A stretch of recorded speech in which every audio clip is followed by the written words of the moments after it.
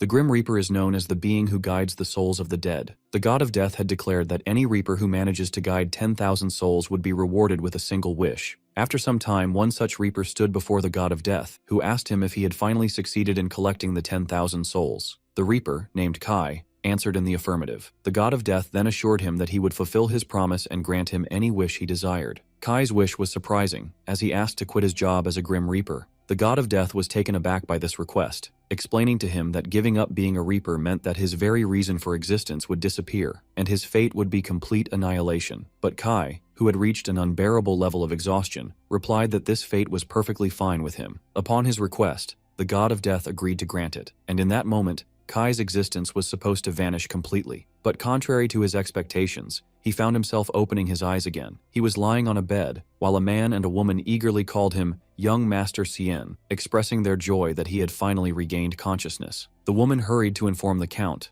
while the man tried to check on his condition and ask if he felt any discomfort. Kai looked at Cien's body, with its white hair and purple eyes, bewildered and wondering to himself why he had returned to life after wishing for annihilation. To understand what is happening, the scene goes back in time 17 years, to a dark forest at night, where two armed men managed to find a runaway slave and her child. The men spoke rudely to the mother, asserting that she was mistaken if she thought she could escape from them. The mother tearfully begged them, admitting her mistake, which was driven by her fear that her child would live a life of slavery like her. She pleaded with them to kill her if they wished, but to leave her child alone. One of the men coldly told her not to worry, they wouldn't kill the child, then added with a cynical smile, wondering why they would kill a valuable asset. He explained in a harsh tone that they would take the child and enslave him to death, just as her life had been. The mother collapsed as she imagined the brutal fate awaiting her baby, whom she had hoped to give a dignified life as a human being. In the depths of her despair, she wondered about the reason for their miserable lives, and raised her voice in prayer, pleading with any power, whether a god,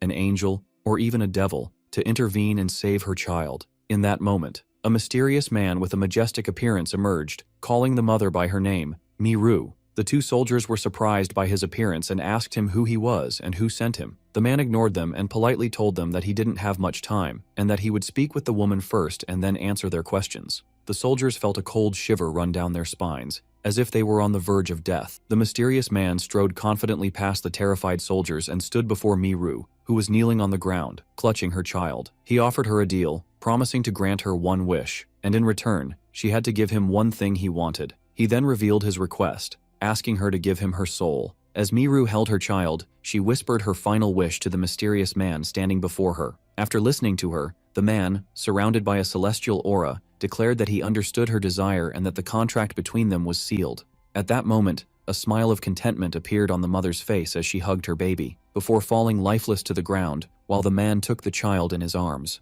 When the soldiers saw the scene, they yelled at the man, demanding to know what he was doing, insisting that the child was their property, and ordering him to leave it and go immediately. But the man, now holding the child, calmly apologized and told them he could no longer hand him over. The soldiers became enraged and decided there was no choice but to kill him for interfering in their affairs, and they rushed towards him to attack. But before they could reach him, they suddenly froze in place, discovering with horror that they were unable to move their bodies. The man then calmly stated the second rule of the Grim Reapers, which stipulates that whoever interferes with his work, he has the right to kill them. The soldiers panicked as their bodies began to move against their will, and they screamed, begging him to stop. By an unseen force, they were compelled to point their swords at each other, and in moments they delivered fatal blows to one another while screaming for him to stop. After the soldiers fell, the man stood holding the child, looking at Miru's lifeless body. A faint light emanated from her body, which was her soul, and ascended towards the sky, as the man told us that this was the 9,999th soul he had collected.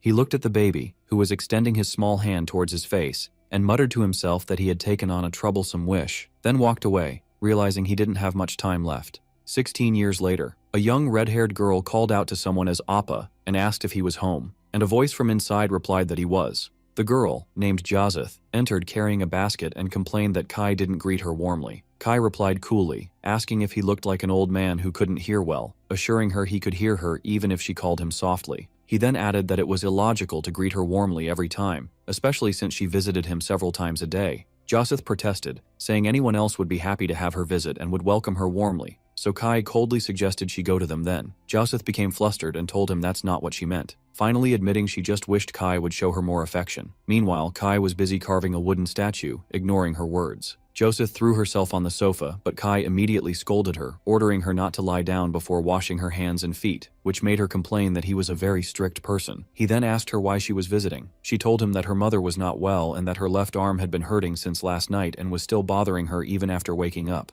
Kai stopped carving the wooden statue and promised he would stop by their house later to check on her mother. Joseph thanked him profusely, expressing her deep gratitude for his constant help, then told him she was going to the mountain to gather some herbs. After Joseph left, Kai went to her house. Her mother, whom Kai called Miru in his mind, greeted him and offered him some bread she had just made. Kai looked at her and then snapped his fingers, and the woman immediately froze in place and lost consciousness, before falling to the floor like a lifeless doll. Kai approached her lifeless body, examining it and thinking to himself that making her out of cheap wood was a mistake, as the wood had already started to rot, while he was using a mysterious power from his hand to examine the cause of the decay. Joseph suddenly returned and found him in that state over her mother's body, asking him in shock what he was doing. Kai thought to himself that he had made a mistake, as he was so focused on the repair process that he didn't hear her coming. Joseph assumed he had come to treat her mother as he had promised. Kai confirmed that she was the one who asked him to come. Joseph was surprised by how quickly he had arrived and noticed her mother wasn't home, then wondered about the large doll lying on the floor, pointing out that it looked a lot like her mother. The shocking threads of truth began to come together in Joseph's mind. She connected the doll with her mother's complaint of pain in her left arm. She recalled what she had told him earlier about her mother, and hesitantly asked Kai if this doll was really her mother. As he remained silent, her horror grew. She pressed him with the question while he stayed quiet, and she begged him not to tell her that this piece of wood was the cause of her mother's pain. Kai's silence confirmed her suspicions, and she asked in panic if her mother was just a doll. She realized the full, horrifying truth. What she thought was treatment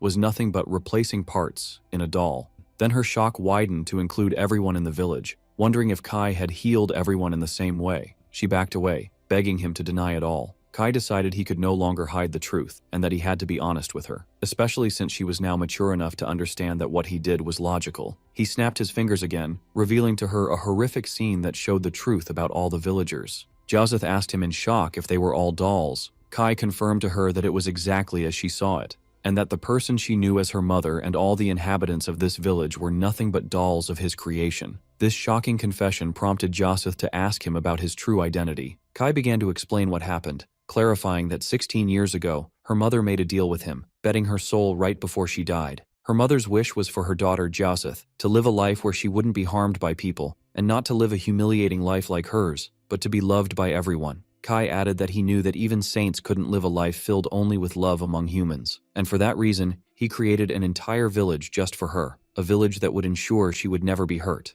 Joseph broke down and asked him in despair if he meant her entire life had been a lie. She wondered what she was supposed to believe in and love now, if her mother, everyone in the village, and even he, were just a fake puppet show. In the midst of her despair, she began to doubt her own existence, wondering if she herself was a real person. She asked Kai directly if she was also a doll of his creation. Kai reassured her and confirmed that she was not a doll, reminding her that he created the entire village for her. But Joseph could no longer believe anything he said. In a desperate attempt to prove her reality, she grabbed a dagger and demanded proof that she wasn't a doll. She slightly cut her neck, and when she saw the blood flowing, she confirmed with relief that she had been a real human all along. She fell into his arms and asked him why he did all this. He responded with a question, asking if her life up to that moment had been miserable. Joseph admitted that she had been happy, but she realized that all that happiness was a lie. She couldn't bear the thought that everyone she loved was fake. She looked at him sadly and offered to make a deal with him as well. She repeated that she wanted to make a deal too. Kai warned her that the price of the deal was her soul, but she insisted on going forward, so he told her to state her wish.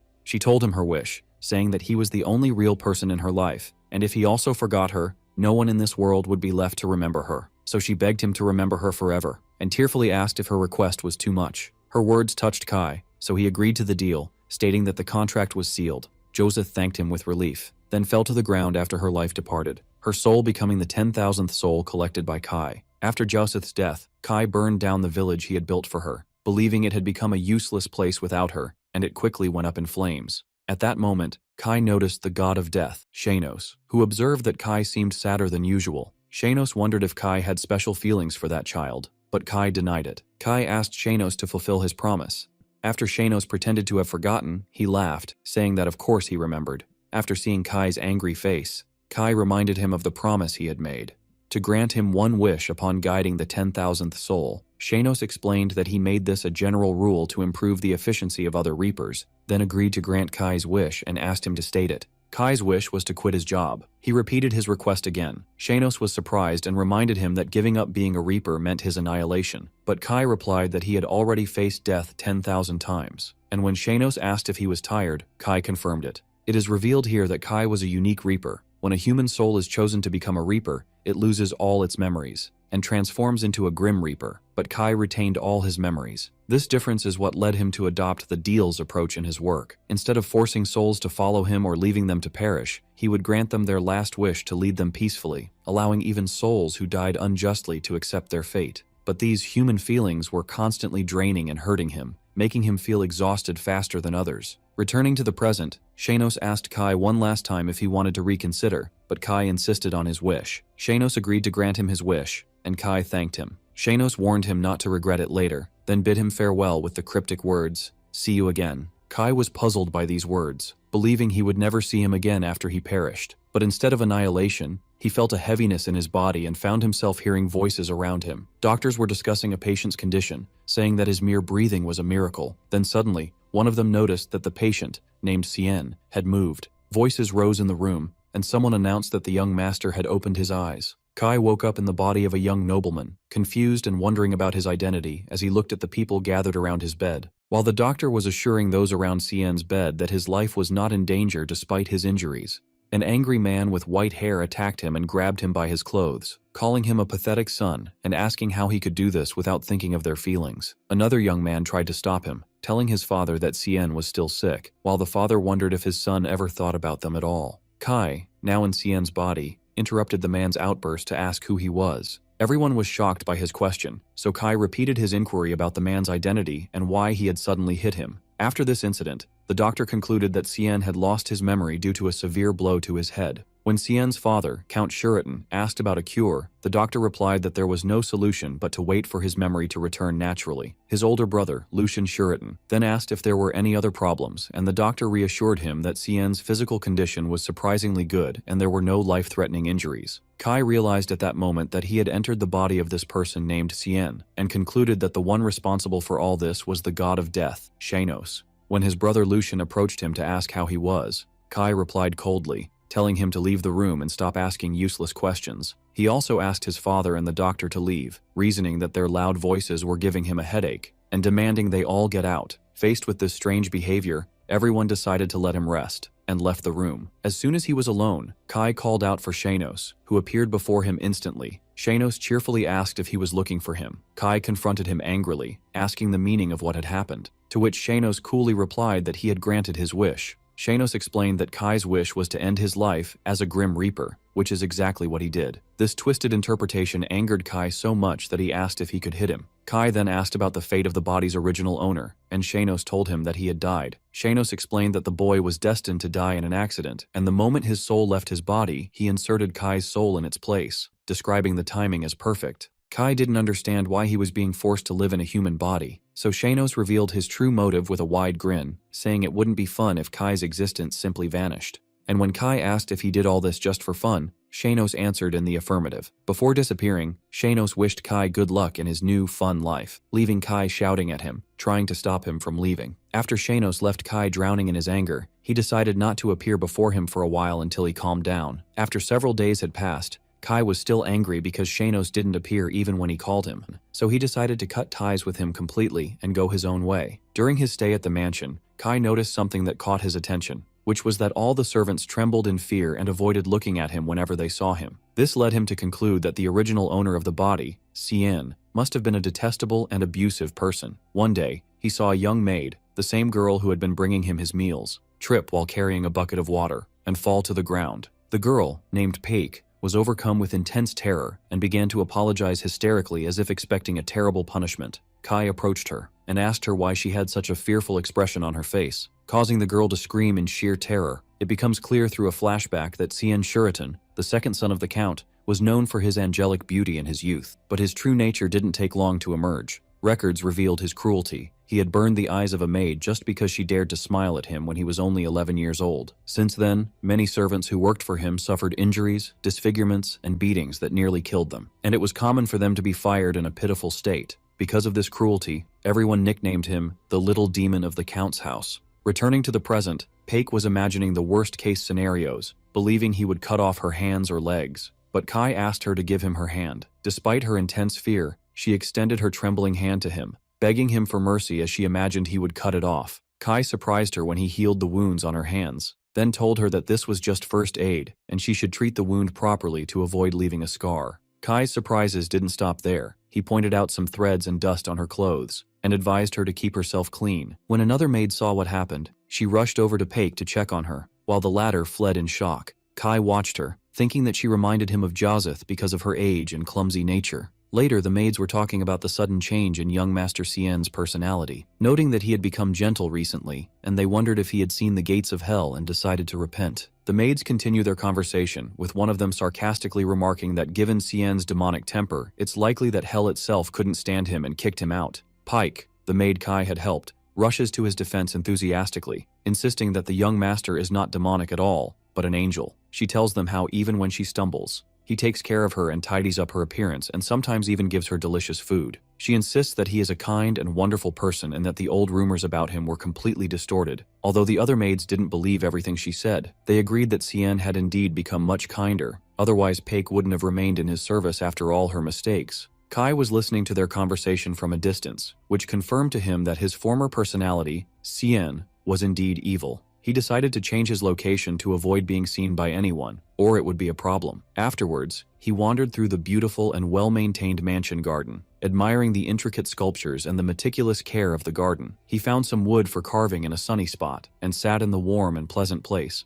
to begin carving a piece of wood, recalling the memory of Joseph and her love for the spring season. Suddenly, an old gardener appeared and apologized for forgetting to clean the area, but he froze in place when he saw the statue Kai had just finished, which was a perfect replica of Joseph. The gardener was mesmerized by the precision and beauty of the statue, wondering about the identity of the skilled sculptor who made it. Kai looked at the statue and vowed to himself that he would never forget Joseph in this new life, however long or short, thus fulfilling his final promise to her. That evening, Count Shuritan was in his office, surprised by the large number of nobles who had confirmed their attendance at the small social gathering he was organizing. His aide explained that the reason was a rumor that the former Duke Farhan would be attending the party, which astonished and shocked the Count. Later, Lucian informed his brother Kai that guests would be coming to the mansion. He explained that it was just a small social gathering for some nobles with their children, and that their father wanted him to at least greet them. Uncharacteristically, Kai agreed to attend, which surprised Lucian, who commented that Cien never liked such gatherings.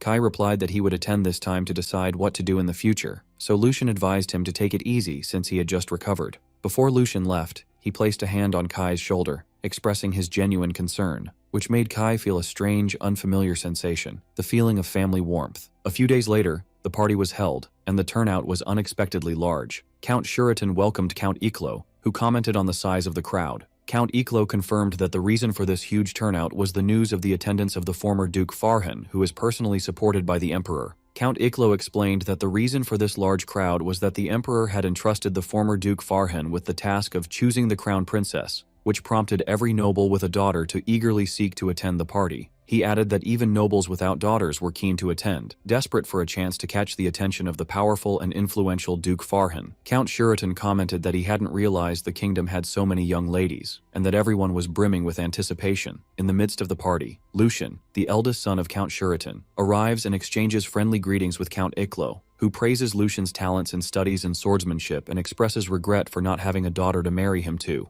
After that, another guest steps forward to greet Count Shuritan, Viscount Chikan. Viscount Chikan is known for having been just a merchant 10 years ago, then using his immense wealth to buy a noble title. Since then, he has expanded his influence and eliminated everyone who stood in his way, making him a person disliked by Count Shuritan, who sees him as an example of the danger of money. The Viscount introduces his son, Horace, to Lucian, then asks Count Shuritan with a sarcastic tone why he doesn't see his second son, Cien, at the party. The Count realized that the Viscount knew about Cien's incident and was using it to annoy him, so Lucian replied that Cien would be coming soon, while thinking to himself, wondering why he was late. Meanwhile, Kai, in Cien's body, was completely lost within the mansion's premises. He had almost forgotten a strange trait that had long been a part of him. He was terrible with directions. After circling the mansion 10 times without finding the ballroom and without spotting a single servant to guide him, he decided to give up, thinking his absence wouldn't be the end of the world. Kai sat on the outer stairs and watched the sunset, a sight that Joseph used to love, and insisted on watching with him every evening. He looked at the sky and remembered his promise to her that he would always remember her just by looking at the sky.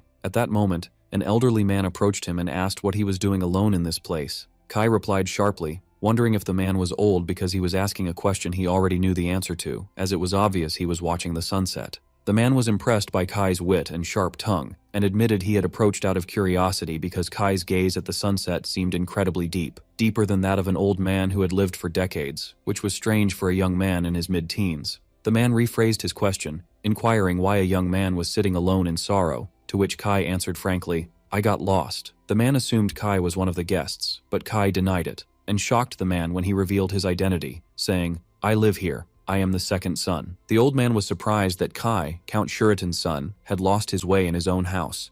Kai replied nonchalantly, saying there was no law preventing it. The man smiled and accepted his strange logic, then offered to guide him to the banquet hall, admitting he knew the way better than him, so Kai thanked him and followed. As they walked, the man asked Kai his name, and he replied, "Sien." The man then introduced himself as Fitzfarhan, a name that made Kai wonder with annoyance if he had to remember it. Duke Fitz noticed Kai's annoyance and called him rude, but added that his rudeness was somewhat refreshing, and insisted that he remember his name because he wouldn't regret knowing him. Meanwhile, in the banquet hall, Count Shuritan was worried because Lord Fitz had wandered off somewhere alone. Lucian offered to go look for him, especially since Sien hadn't arrived yet. But before he could leave, his father pointed out that he saw them over there, as Sien was entering the hall. Kai felt he had gotten involved in something troublesome. The Count was shocked and asked his son how he got here with Lord Fitz. Kai coolly blamed the Duke, saying all this commotion happened because of his loud voice. The Count welcomed Lord Fitz, who apologized for being late. The Count said that many were eagerly awaiting him. The Duke explained that he was late because he was guiding a small, lost puppy. Kai realized the Duke meant him and protested, saying that the Duke was already late for the meeting when he found him, so he couldn't use him as an excuse. This response angered the Count, who scolded his son for speaking rudely to Lord Fitz, and offered his deepest apologies to the Duke, admitting he had failed to raise his son well. But the Duke laughed and said he wasn't bothered at all. In fact, he was enjoying himself for the first time in a while thanks to this boy who made his way to the hall not boring. This response left the Count and Lucian bewildered. Lucian stepped forward and formally introduced himself to Duke Fitz, who began to observe the two brothers. The Duke recalled the famous rumors about the Count's sons. One was talented, and the other was a little demon who only brought trouble, but he found that the troublemaker he met today was nothing like the rumors. The Duke realized that although he couldn't judge a person from a brief encounter, his long experience allowed him to read men's characters through their words, actions, and the look in their eyes. He concluded that this boy, Sien, possessed an immense and unusual power, so much so that he himself could not measure it. The Duke turned to his friend, the Count, and praised him, saying he had raised his son exceptionally well. The Count was surprised by this praise. He was used to hearing praise for Lucian, but praise for Sien was a rare thing. After that, the Duke asked the Count to give him some time to discuss a matter in private. As Duke Fitz was about to speak with the Count, Viscount Chikan interrupted him, trying to introduce himself. The Duke coldly ignored him, saying he had never heard that name before and doubted any noble family carried it. This disregard angered the Viscount, who pointed out that the Duke might be out of touch with current affairs due to his distance from politics. The Duke agreed, adding sarcastically that the older he got, the less he wanted to be involved in politics because of the abundance of arrogant fools, in a clear reference to the Viscount. At this insult, Horace, the Viscount's son, stepped in and accused the Duke of being rude, which the Duke questioned, and Horace confirmed. The Duke became furious at the audacity of a Viscount's son rebuking him, and at that moment, he released a small fraction of his aura as a swordmaster, causing everyone in the hall to freeze in place with fear. Lucian, despite his years of training, felt an immense pressure that he could barely withstand, and realized he was a swordmaster, and that he had to intervene before someone collapsed. But before Lucian could move, Kai, in Sien's body, stepped in front of him. Kai didn't come to fight the Duke, but calmly pointed out that there was some grass and hair on his clothes, advising him that if he wanted to scold others on etiquette, he should look presentable first. He then began to dust off his clothes, wondering sarcastically how the Duke could be so dirty when he was the one who had been sitting on the grass. The Duke replied that excessive perfection isn't good, and that small flaws make people feel at ease, to which Kai retorted, asking if he was confusing filth with friendliness. This situation angered Horace, who called Kai a scoundrel, while the Duke asked Kai if he intended to hit him. Kai replied coolly that he wouldn't mind, but the Duke should wash his hands first. At this scene, the Count was terrified by his son's behavior, while Viscount Chikan forced his son Horace to bow and leave. After they left, the Duke commented that Horace was glaring at Kai with a murderous look, to which Kai sarcastically replied that the Duke's eyesight must be failing. This situation left the Count and Lucian in a state of shock, with the Count remarking that Cien seemed completely different. After that, the Duke regained his seriousness and asked the Count for a quiet place to talk. As they were walking away, Lucian called out to his brother and asked with concern if he was okay after being exposed to the Swordmaster's aura. Kai reassured him that he was fine for now. This simple answer deeply moved Lucian, who felt overjoyed and thought to himself how nice his brother was, and how he had spoken to him normally without hatred or disdain for the first time in a long while. Remembering that his little brother was his most precious possession, the last gift his mother had left him, Lucian reflected on their relationship. He remembered how he had wished they could be close since childhood, but the inferiority complex Cien felt towards him caused his personality to become more twisted over time. As the hatred grew in Cien's eyes whenever he looked at him, Lucian found no choice but to give up on trying to get closer. Lucian was overjoyed that he could now be by his brother's side in a comfortable atmosphere, so much so that he was almost happy that Cien had lost his memory. And when Kai, in Cien's body, announced he was going back to his room, Lucian felt disappointed, thinking his brother was avoiding him again, and that his hopes were just an illusion. But Kai stopped, suddenly grabbed his wrist and apologized, admitting he didn't know the way back and asking him to accompany him just this once. This was the first time his brother had asked him for something, so Lucian was overcome with immense joy and agreed immediately. Meanwhile, in a private room, Duke Fitz revealed to Count Shuritan the real reason for his visit, which was to choose someone to be by the Crown Prince's side. The Count thought he meant choosing the Crown Princess, but the Duke denied it, explaining that he came to look for a friend for the prince, someone who could curb his fiery temper. The Duke explained that Prince Edith, the strong candidate to inherit the throne, possessed all the qualifications, from swordsmanship skills to academic abilities, but his only flaw was his sharp temper and his inability to control his anger, to the point where he might kill anyone who spoke carelessly about him. For this reason, the Duke suggested to the Emperor to place someone beside the prince who could calm his nature, especially since the prince was known for not forming any personal relationships. The Count realized that this was the reason for the Duke's visit. The Duke admitted that he initially thought of Lucian, with his calm and steady personality, to be a companion for the prince, but he soon realized he was mistaken, as he feared that Lucian's ice-cold personality might provoke the prince's fiery anger instead of calming it, and one of them might get hurt as a result of this clash. The Count agreed with the Duke's opinion, as everyone knew that Lucian would not back down from his principles even with a sword at his neck, which made the Count agree with the Duke that this pairing would be dangerous. Therefore, the Duke told the Count that he had chosen someone else,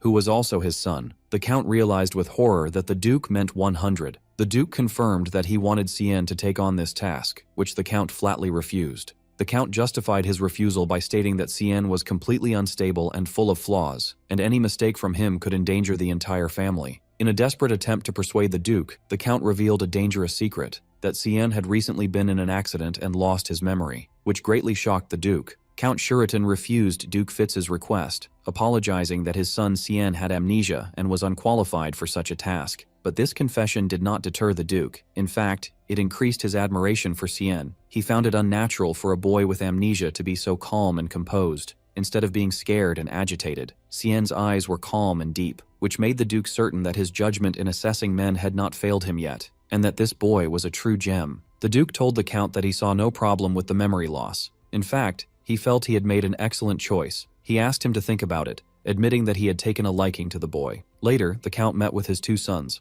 Lucian and Kai, and explained to them that the Duke had come to find a suitable friend for Prince Edith. Kai scoffed to himself at the idea of a prince needing someone to find a friend for him, while Lucian asked his father why he was telling him this. The Count revealed that the Duke wanted Cien to take on this task. Kai and Lucian were both shocked. Kai thought the Duke had gone senile, while Lucian flatly refused the idea. The Count tried to persuade Lucian that this was for the family's benefit, but Lucian protested, refusing, and reminding him that Prince Edith was known for his fiery temper and intolerance for the slightest mistakes, and he questioned how a boy with amnesia could be sent to such a person. The Count admitted he was hesitant at first but changed his mind after thinking it over, believing that the Duke must have his reasons for choosing Cien. Lucian offered to go in his brother's place, but his father refused. In the midst of their argument, Kai suddenly interrupted them, announcing his agreement to go. His father was shocked and asked if he was serious. Kai justified his decision by saying the task didn't seem difficult, as it only required visiting the prince from time to talk with him. Lucian and his father tried to warn him of the danger and that any mistake could cost him his life, but Kai insisted on his position. He said that since he had been a nuisance to the family and nicknamed the Little Demon, this might be a good opportunity to do something useful. He then left the room, leaving his father to ponder his words and think that his son might have truly changed. A few days later, Kai arrived at the Imperial Palace. He was amazed by the sheer size of the place. And then he spotted Prince Edith, who was practicing his swordsmanship. He decided not to interrupt him and sat down to wait nearby. But he soon dozed off under the warm sun. He woke up to the prince's voice, who was boldly commenting on his courage for sleeping in the prince's training grounds. Kai asked him who he was, and then tried to leave, but the prince stopped him. The prince asked Kai if he needed a friend, to which Kai replied that he would leave and tell everyone the prince had kicked him out and didn't need a friend like him. This response angered the prince, who drew his sword and placed it on Kai's neck, warning him that he would kill him if he turned his back on him again without permission. Kai was unfazed by the threat. Instead, he calmly asked the prince to let go of his arm, as he did not wish to touch a sweaty hand. The prince asked if he dared to give him orders, to which Kai replied that it was just a request, not an order. The prince was surprised by Kai's lack of fear of death and asked him again who he was. Kai introduced himself as Cien Shuritan. The prince recalled that the Shuritan family was known for its integrity and good reputation. He asked why Kai was there, and was told that an old man had sent him. The prince immediately understood he meant Duke Fitz. Kai then bluntly told the prince that the Duke had asked him to be his friend, but added that it didn't seem like the prince needed a friend, so he would leave. The prince stopped him again, reminding him of his previous threat. Kai calmly asked if he was planning to kill him. The prince noticed that Kai treated the idea of death with levity. The prince decided he didn't need a friend, but it was improper to send back someone Duke Fitz had sent, so he told Kai to follow him. The prince took Kai to the library. Kai showed no objection to the books, and even considered the place comfortable since he wasn't on an official visit anyway. The prince was surprised when Kai sat far away from him and started reading a book. He was actually observing Kai, expecting that he, like other noble sons, would try to flatter him to win his favor, and that this disregard was just a strategy to get his attention. But 3 hours passed, and Kai didn't lift his eyes from his book, as if he had completely forgotten the prince's existence. The prince felt deeply insulted. This was the first time anyone had treated him with such disregard. He decided to see how long Kai could continue to sit in silence, beginning a silent test of wills between them. After some time, the prince put his foot out, causing a servant carrying tea to trip and almost fall. But before he could hit the ground, Kai used a mysterious and invisible power to stop him and restore his balance without anyone noticing. The prince was shocked by what he saw, and didn't know how the servant had suddenly regained his balance. Kai advised the servant, without looking up from his book, to always watch his step. Meanwhile, the prince wondered if Kai was the one who did it, but he quickly dismissed the idea. After drinking his tea, Kai announced that he would be leaving and would return the next day. The prince was surprised by Kai's insistence on coming every day just to spend his time reading, to which Kai replied that he had to be polite to his elders for the time being. As Kai was leaving, the prince wondered in confusion about the truth of this mysterious young man. This routine continued for several days, with Kai coming and sitting to read in silence. One day, the prince asked him if he intended to play with him instead of reading. The prince sighed, having grown accustomed to this strange situation, wondering if Kai truly didn't realize that others longed for just a single moment to meet him. The book the prince was reading caught Kai's attention, and he asked if he knew it. Kai replied that he had read it before and was interested in the art of doll making. The prince commented that Kai was also interested in this art. Kai mentioned that the story of the doll maker in the book was very fascinating, as it was about a man who became an enemy of the whole world to protect one woman. Kai then asked the prince for his opinion on this man, and the prince answered without hesitation that he was insane and a complete fool. Kai looked at the book sadly and agreed with the prince's opinion. Their conversation was interrupted by the arrival of a young girl with light green hair, who called out to the prince, "Edith, my brother." The prince greeted her warmly, and it turned out she was his only sister, Princess Rini. The princess said she came just because she felt like seeing him, and then she noticed Kai and asked who he was. Kai introduced himself as Cien, son of Count Shuritan. Princess Rini approached Kai, touched his face, and remarked that he was even more beautiful than women. It is narrated that Princess Rini was very much loved by the Emperor and Prince Edith, and thanks to this power supporting her, she was known for acting recklessly and without fear. Although Kai knew nothing about all this, from this brief encounter, he was certain of one thing about her. After meeting Princess Rini, Kai concluded to himself that she was the type of person one gets tired of knowing. He then gave her a slight bow and turned to leave, completely ignoring her. The princess was shocked by this disregard, especially since she had just praised him, and she shouted angrily while calling for her brother, Prince Edith. The prince told her she had to understand, as this was how Cien treated even him. This astonished the princess. Rini explained that when her brother is angry, she can't deal with him either, and what her brother hates most is being ignored. This situation piqued Princess Rini's curiosity. She found it surprising that Cien could ignore her brother the prince and get away with it, and she decided to keep him under her watch. Later, Cien returned to his room in the Shuritan mansion, where he found his brother Lucian with another young man. Lucian welcomed him and introduced his friend, Cliff. Cliff smiled sarcastically, confirming that Cien had indeed lost his memory, and suggested they reintroduce themselves to each other. Cien introduced himself, and Cliff laughed, surprised that the demonic boy was greeting him. Lucian scolded him for his words. Lucian then invited Kai to sit beside him, and began to ask about his day with concern, which made Kai comment that he was like a mother with his excessive worrying. Kai noticed something strange about Cliff, and asked Lucian if he was close to him, to which Lucian replied that they had been friends for a long time. At that point, Kai decided to offer Lucian some advice, explaining that when one clings too much to the dead, their souls find it difficult to leave the world of the living. He added that if they die unjustly, their souls remain stuck beside those they trusted in life, as if pleading for their grievances to be resolved. Cliff was shocked and asked Kai what he was suddenly talking about, and if he meant that child. Kai replied that he didn't know which child was meant, but he was sure that someone close to Cliff had died a very unjust death. In that moment, Kai felt the cold, emotionless gaze of a grim reaper. Cliff asked Kai in a panic how he knew about that person's death, and if he had investigated him, which was strange for someone who didn't even remember his own name. Cliff rephrased his question. How did you know there was a dead person near me? Kai realized he had gotten involved in something and quickly made up an excuse, saying that since his near-death experience in the recent accident, he had become able to see the souls of the dead. Lucian showed his concern for Kai. Kai explained that when he first saw Cliff, he saw a soul stuck around him. Cliff asked him in shock if he had seen Justin's form. Kai denied it, explaining that he only sees a mass of light,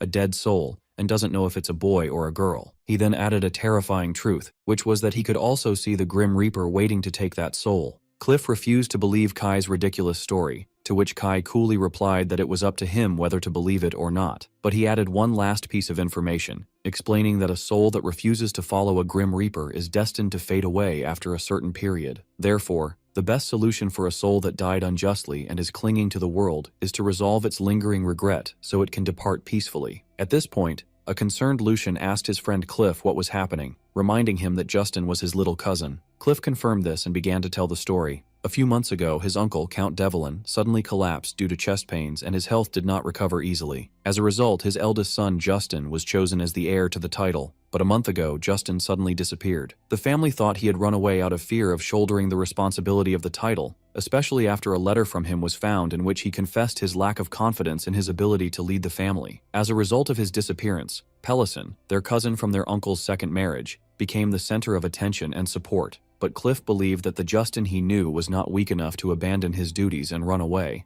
and he was certain he would return. But now, after hearing Kai's words, he was terrified by the thought that his cousin might be dead. Kai commented that the story seemed clear from his perspective. Cliff asked if he suspected his aunt, his uncle's wife, and Kai pointed out that the scenario was common, a half-brother, and the eldest son who has the right of succession. Cliff passionately defended his aunt, saying that Aunt Ija was not that type of person, and that she always treated Justin like her own son, so much so that Justin would boast about her every time they met. After hearing the story, Kai decided to himself to stay out of it, as he didn't want to interfere in the details of a soul that had nothing to do with him. But he felt annoyed seeing that sad, lingering soul, wondering if his sense of responsibility as a former Grim Reaper was still inside him. Kai sighed and told Cliff that in his opinion, the answer was already clear, but he offered to conduct a test. That would require a little help from Count Devlin. The scene shifts to show Aunt Ija sneaking quietly at night, until she reaches her destination. The scene shifts to Shanos meeting Aunt Ija in a secret place. The aunt asks him if the piece is not ready yet, and he replies that it is now ready. He welcomed her and took her to a dark room, where he revealed the piece she had requested from him. It was a doll identical to her son, Justin. The mother was moved as she saw the doll call her mom, and she told Kai it was perfect. Kai told her he was glad she was satisfied and that the payment would be later, as he would come to collect it himself. The lady agreed, then called the doll Justin to come to her side. After Shanos delivered the doll to Lady Aja, he reminded her of their promise, the payment, and left. Kai appeared behind him, and Kai thanked him for his help. Shanos cheerfully replied that he was ready to help any time because it was fun, but Kai coolly commented that Shanos seemed to have too much free time. Kai pointed out that Shanos, who had ignored his repeated calls, appeared immediately when he promised to stop being angry in exchange for his help with this task. Shanos praised Kai's amazing doll-making skills, to which Kai explained that the credit went to Shanos himself for not erasing his memories before he entered this body. Shanos reminded him that Kai was the one who asked him not to erase his memories. Shanos asked if he regretted it and offered to erase them for him now, but Kai refused, saying that remembering what happened for the rest of his life was the punishment he imposed on himself for being a pathetic fool. Shanos mocked him, saying he held a grudge to which Kai replied that he chose annihilation to stop doing such pathetic things, and wondered who insisted on bringing him back to life. And when Shanos jokingly threatened to show him the meaning of a real grudge, he suddenly changed the subject and commented on how beautiful the weather was, even though it was raining, which made Kai think he should have cut ties with him completely. Meanwhile, at the Devlin mansion, the servants and Lady Ija gave the returning Justin, the doll, an extremely warm and emotional welcome, as his aunt hugged him tightly and asked where he had been all this time. The aunt expressed her gratitude for his return, and the servants praised Lady Ija for being a good mother, who loves Justin very much even though he is not her biological son. In another room, Aunt Aja was thinking evilly about the Count's will, vowing that she would not give up. Back at the Imperial Palace, Princess Rini was asking her brother, Prince Edith, if Cien had come today as well. The prince jokingly asked if she missed him, and she got angry and vehemently denied it. The prince noticed that his sister, who always acts formally in front of others, returns to her normal girlish self in Cien's presence. Rini then accused her brother of being the one waiting for Cien, because he wasn't used to visiting the library daily. The prince denied it, but admitted he was curious to know why someone who used to come every day had suddenly stopped coming. Rini then asked him if he had heard the news. She revealed to him that Cien had lost his memory. The prince was shocked by this news, so Rini explained that she did some investigating after Cien acted arrogantly towards her, and discovered he had recently been in an accident and lost his memory, and that the news was confirmed by the servants of the Shuritan mansion. The prince was bewildered, wondering how someone with amnesia could be so calm and composed. He asked his sister for details about the accident, and she replied with a smile, asking if he was curious. Princess Rini continued to tease her brother, Prince Edith, telling him that if he was curious about Cien's accident, he should investigate it himself, and that she wouldn't tell him easily as punishment for teasing her. Then she left him, in a state of anger and frustration. Meanwhile, at the Shuritan mansion, Cliff rushed to Kai, and excitedly told him that Justin had indeed returned, just as he said. Cliff was in disbelief, wondering how this could happen, but Kai, who was reading a book, calmly reminded him that he had asked him not to ask any questions. Cliff remained confused, wondering if the returnee was truly Justin. Cliff couldn't contain himself and grabbed Kai, demanding answers. But Lucian intervened and asked his friend to stop because he was bothering Cien. Kai repeated his warning that he would not allow any questions on this matter. After that, Cliff explained the plan that Kai had devised. Kai had suggested they ask Count Devlin to write a will with a specific content, that all family assets would go to Justin, but if he did not appear, they would all revert to the state. Initially, the Count refused to write such a will, but Cliff convinced him it was just a way to find Justin. Kai's prediction was that if the aunt was the culprit, Justin would return, but he would be someone else in his form. Lucian admitted that when he saw Justin actually return, he was confused and didn't know how to accept the situation. Cliff continued to struggle to understand the situation. Kai told him not to think about it too much, but to focus on the final result. He explained that their goal was to find out why the soul stuck around Cliff had died, who had killed it, and to ensure it was peacefully guided to the Grim Reaper. Cliff thought about the goal, and was convinced that what mattered now was not the identity of Justin's look-alike, but finding Justin's real killer. Before Cliff left, Kai warned him again not to touch his body with unwashed hands, or he would regret it. Cliff laughed nervously, thinking about how Cien's personality had changed. He no longer looked at them with a hateful gaze but had become detestable in a different way. The scene shifts to Aunt Ija contemplating the Justin doll, admiring its precision and ability to move. She recalls how she felt lost after the will was announced, believing all her plans had collapsed, until someone came to her in secret. This person was the doll maker, Shanos, who told her he could make a living doll identical to the image she desired. And although she thought it was ridiculous, she accepted his offer because she had no other choice. She was surprised that the result was so satisfactory, a doll indistinguishable from a living human. And while no one is watching, the doll calls Lady Ija Mom. The lady grabs his chin harshly and tells him in a cold tone not to call her by that name when they are alone, because it disgusts her, thus revealing her true face as a murderer. Lady Ija continued her cold conversation with the doll that resembled her stepson, Justin. Despite her annoyance at his identical voice, which startled her every time, she once again ordered him not to call her Mom, but the doll, as if possessed by Justin's real soul, began to ask her with tears streaming down its face, "Why did you do that to me, Mom?" Lady Ija was shocked and wondered how a doll could shed tears. When Justin tried to touch her, she moved away from him in horror and screamed at him not to touch her, then fled the room in a panic, determined to go to the man who made the doll. She arrived at Shanos' secret workshop. Lady Ija frantically told him that something was wrong with the piece, as it was shedding tears and looking at her with hateful eyes. Shanos calmly replied that such things happen sometimes, and explained to her that souls who don't realize they have died can sometimes inhabit a doll that resembles them. The lady was horrified, realizing that Justin's soul had indeed returned to haunt her. Shanos told her there was a way to hide that soul, which was to find the body. He explained that she must make the soul realize that the doll is not its real body, and that it has, in fact, died. The only way to achieve this is to find Justin's original corpse and burn it. Aja became tense when she learned that this would force her to exhume Justin's body. Following Shanos' instructions, Lady Aja sent her men to search for the body. After finding it, she ordered them to hurry and show her the body, insisting they had no time to waste. Her men were surprised because the corpse had not decomposed at all, and looked as if Justin were still alive. Even stranger, they noticed that the stones tied to the body were different. Whereas they had tied several small stones, they now found a single large one. But Lady Aja, who had no time for these strange details, ordered them to hurry up and burn the body. As they were about to commit their crime, Kai suddenly appeared. He addressed them, saying that after committing the great sin, murder, they were now trying to commit the sin of concealing a body. Kai asked them if knowing his identity would change anything. Lady Aja ordered her men to deal with him, but before they could harm him, Lucian intervened with his sword and saved him, warning them that any further step towards his brother would mean their death. Then Cliff appeared, sarcastically adding that they would all die anyway. Lady Aja was shocked to see her nephew Cliff, and asked him how he got here. Cliff told her he could no longer call her auntie, expressing his disgust that she could kill Justin, who was loyal and loving to her. Cliff demanded to know why she committed this heinous crime. Lady Aja broke down and screamed, confessing that she did it because she hated him so much. She explained that she hated the way her husband, Count Devlin, showered only Justin with warmth and love, while ignoring her son, Pelison. This resentment made her wish for death, and she hated Justin for monopolizing his father's love to the point she wanted to kill him. She claimed she couldn't bear to see her son grow up deprived of his father's love, and if she couldn't give him that love, she at least wanted to give him the wealth and status of the Count. She insisted she did it all for her son. Cliff confronted her with the truth of her motives, explaining that Count Devlin treated Justin kindly because he felt sorry for him for losing his mother at a young age. He coldly told her that people don't usually commit murder out of jealousy for affection their children didn't receive, and that ultimately she killed Justin to satisfy her own greed and avarice. When Cliff tried to grab her to bring her to justice, Kai stopped him and asked him to wait a moment, then called for someone to come out of the darkness. Everyone was surprised by the appearance of Pelison, Lady Aja's son. His mother asked him in shock what he was doing there, and the shocking confession came from Pelison himself, as he said that he was the one who killed Justin. Pelison explained that his mother was not the killer, and that he was the one who killed his brother. His mother thought he was trying to cover for her, but he insisted that he came out because he could no longer hide his sin. He began to recount what happened on that fateful night. He had seen his mother go out late at night, felt suspicious,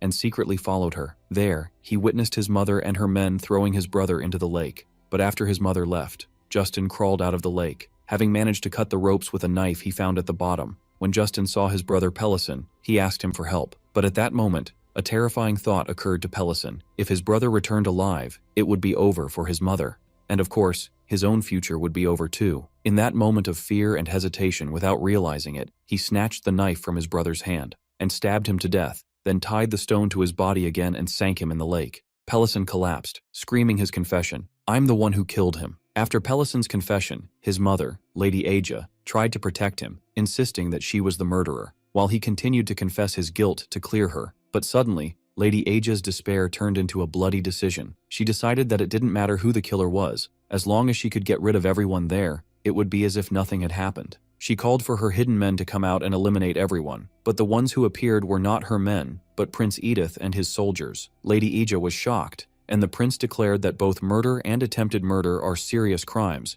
and he ordered his men to arrest them. Lady Aja and Pelison were led away screaming, while Lucian watched their miserable end without any feeling of sympathy. After that, Kai asked the prince why he was there, and the prince replied nonchalantly that he was just passing by and saw what was happening. Meanwhile, Cliff was still bewildered as he looked at Justin, the doll, and he asked Kai if Justin's soul was truly not inside the doll, which Kai confirmed. Kai revealed the truth. Everything Shanos told the Countess was a lie. From the beginning, Kai designed the doll only to cry, and the whole plan was just a trick, to use the frightened Countess to find Justin's body. At that moment, Justin appeared before Cliff. Cliff said sadly that he was now sure it was just a doll, as the real Justin always smiled at him, but now he wasn't smiling. Cliff apologized to Justin, saying that if he had been wiser, he might have noticed the conflict within the family and prevented his death. Justin hugged Cliff and thanked him. Cliff was very moved after hearing his voice for the last time. After Justin's soul risked annihilation to inhabit the doll for a few moments, just to thank Cliff, it then ascended peacefully to the sky. Kai felt relieved that Justin had finally found peace. Later, Lady Aja and Pelison were sentenced to death. While Lady Aja was on the execution platform, Shanos suddenly appeared before her. He told her he had come to collect the price for the piece he had made for her. In her final moments, Lady Ija realized that everything about this maker was strange, and that the idea of making a living doll was a supernatural matter. She screamed that she had lost everything and there was nothing he could take from her. But Shanos revealed the true price. The soul. He explained to her that most who commit evil and die do not follow the god of death easily, and for that reason they are taken by force under the guise of payment, leaving her in absolute terror, as she heard his final words about the god of death. After Shanos successfully captured Lady Ija's soul, he decided to leave. Later, Kai went to the imperial palace to thank Prince Edith for his help in Justin's case. The prince received him arrogantly, commenting on the long time it took him to come, and then directly asked him about the truth of that thing he saw on the day of the incident. After the prince ordered him to answer, Kai explained that the Justin who had returned was just a doll. The prince was surprised how a doll could move on its own, so Kai explained that it was made using the doll magic mentioned in the book he saw him reading. When the prince asked him about the location of the doll maker, Kai feigned ignorance, saying he was someone who doesn't stay in one place and that he wasn't close to him. The prince expressed his regret over that, noting that people generally don't have a good opinion of doll magicians, but he sees things differently. He mentioned an old story about a single doll magician who managed to annihilate an entire army, and how these stories sparked his interest in their power and his desire to recruit such a magician if one were nearby. Kai changed the subject and asked the prince how he arrived at the crime scene that day. The prince became flustered, as the truth was that he was heading to the Shuritan mansion to see Kai, saw them leaving, and secretly followed them, but his pride prevented him from admitting it. So he stuck to his first story and insisted it was just a coincidence. Kai gave him a pitying look, realizing he was lying, and commented that he was better at reading people's expressions than he expected. The prince started to feel foolish whenever he spoke with Kai. The prince was bewildered, not understanding why Kai chose to do that, despite his nature and personality. The prince then returned to asking Kai about his memory loss. He asked if he remembered nothing about the incident he caused, and when Kai confirmed, the prince asked if he wasn't curious to know what happened. Before he could tell him, Kai interrupted, saying he didn't want to hear it from him. But at that moment, Princess Rini appeared, and offered to tell him the truth about the incident herself. Kai realized there was no escape from hearing the story, so the princess told him the shocking truth. It is said that he jumped from a building of his own free will. Kai was shocked by this revelation. Later, the princess was complaining to her brother about Xian's indifferent reaction to the news of his suicide attempt, and how she had put so much effort into investigating in the hope of breaking his composure. The prince told her that her actions were like those of children, who annoy the person whose attention they want to attract. The princess got angry and denied it, but she pointed out that he too pays a lot of attention to Xian. At that, the prince admitted to himself, hating to do so, that he was very interested in that mysterious young man. Prince Edith and Princess Rini continued their conversation about Xian. The prince admitted that there was something that worried him about Xian, explaining that he doesn't seem like the type to attempt suicide. Even if someone loses their memory, their basic nature doesn't change. He added that Xian seems like the type to face his problems and solve them, not run away from them by ending his life, which Rini agreed with. The prince also remembered the angry expression on Xian's face on the day of the incident at the Devlin Mansion, and wondered about the reason for that anger. Meanwhile, Kai was thinking about his predicament,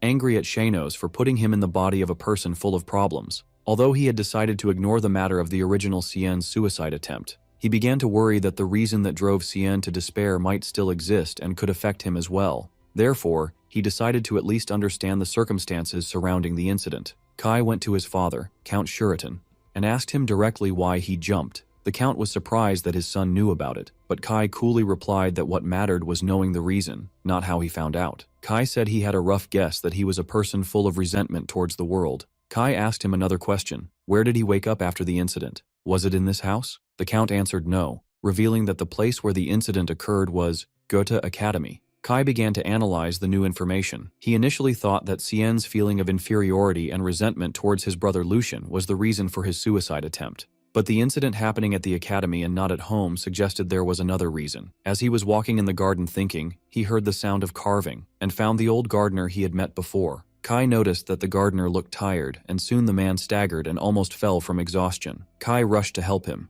and the gardener was surprised to see young Master Xian. Kai advised him to rest in the shade because working under the hot sun had affected him. When Kai disappeared for a moment, the gardener wondered where he had gone. Then Kai returned with a basin of water. Kai explained the importance of drinking water in the summer, and the gardener thanked him, who could never have imagined that a day would come when he would drink water brought to him by the young master himself. When Kai suggested that the gardener take the rest of the day off, the man hesitated, saying that the lady was about to return. بالتأكيد إليك ترجمة الجزء الجديد من القصة. Kai began to wonder about the identity of the lady the gardener had mentioned, concluding that she must be the lady of the Shuritan mansion, whom he had not seen even once. The gardener explained to him that the lady takes great interest in the garden and always wants to see it looking different and new, which is why a new garden must be completed before her return, leaving him no time to rest during this season. The gardener then hurried to assure him that he meant no offense, and that the lady was a refined person and the problem lay in his own shortcomings. Kai thought to himself that gardens change naturally with the seasons, and that the desire for only artificial and showy changes was a strange taste. He concluded that although he had not met her, he could guess her personality type from this method of tormenting her subordinates. At that moment, Kai heard the maid urgently calling for him. The maid, Pike, arrived panting, and eagerly told Kai that he must hurry back, because the lady had returned. Indeed, the lady, a countess with long dark blue hair, had arrived and was greeted by her eldest son, Lucian. She exchanged superficial words of praise with him, saying he looked healthy thanks to his excellence, and began, in an indirectly joking manner, to hint and wonder who was the reason her eldest son had such qualities. She answered herself that he must have inherited this excellence from her because she was his mother, which made Lucian feel uncomfortable as he always did with her. The countess then turned to talk about Xian, feigning concern after hearing about his accident. When Kai arrived, he saw them together. She ran towards Kai and grabbed his hands, expressing her extreme worry for him and that she wished she could have been by his side during his illness. Kai noticed how her facial expressions changed in the blink of an eye. The countess scolded Kai for not greeting her and asked if he had forgotten her as well due to his amnesia. She then began to blame him for choosing to jump from the building and worrying everyone, and for thinking of throwing away the life she had given him. Lucian tried to stop her, but she ignored him and continued her psychological attack, revealing to Kai that his real mother had died while giving birth to him. Kai was shocked by this information. While Lucian desperately tried to convince him not to listen, the countess feigned surprise, asking if he had forgotten this too, then harshly berated him for forgetting his mother who suffered to give birth to him and died because of him. Lucian realized this was her constant method of torture. Her seemingly kind words were always filled with poisonous thorns that had cornered and tormented Xian his entire life. The countess continued her attack, saying she now understood why he chose to die, and that since he had killed his mother, he must live even harder to compensate for her life as well. Lucian grabbed his arm, begging him not to be deceived by his stepmother's words, and assuring him that the current Xian was different. At that moment, Kai understood everything. He finally understood the reason for the original Xian's miserable life. Lucian was not the problem, but there was a woman by his side, digging at his wounds and constantly reminding him of them. Very calmly, Kai confronted his stepmother, assuring her that his biological mother's death was not his fault at all. The countess was shocked by his response,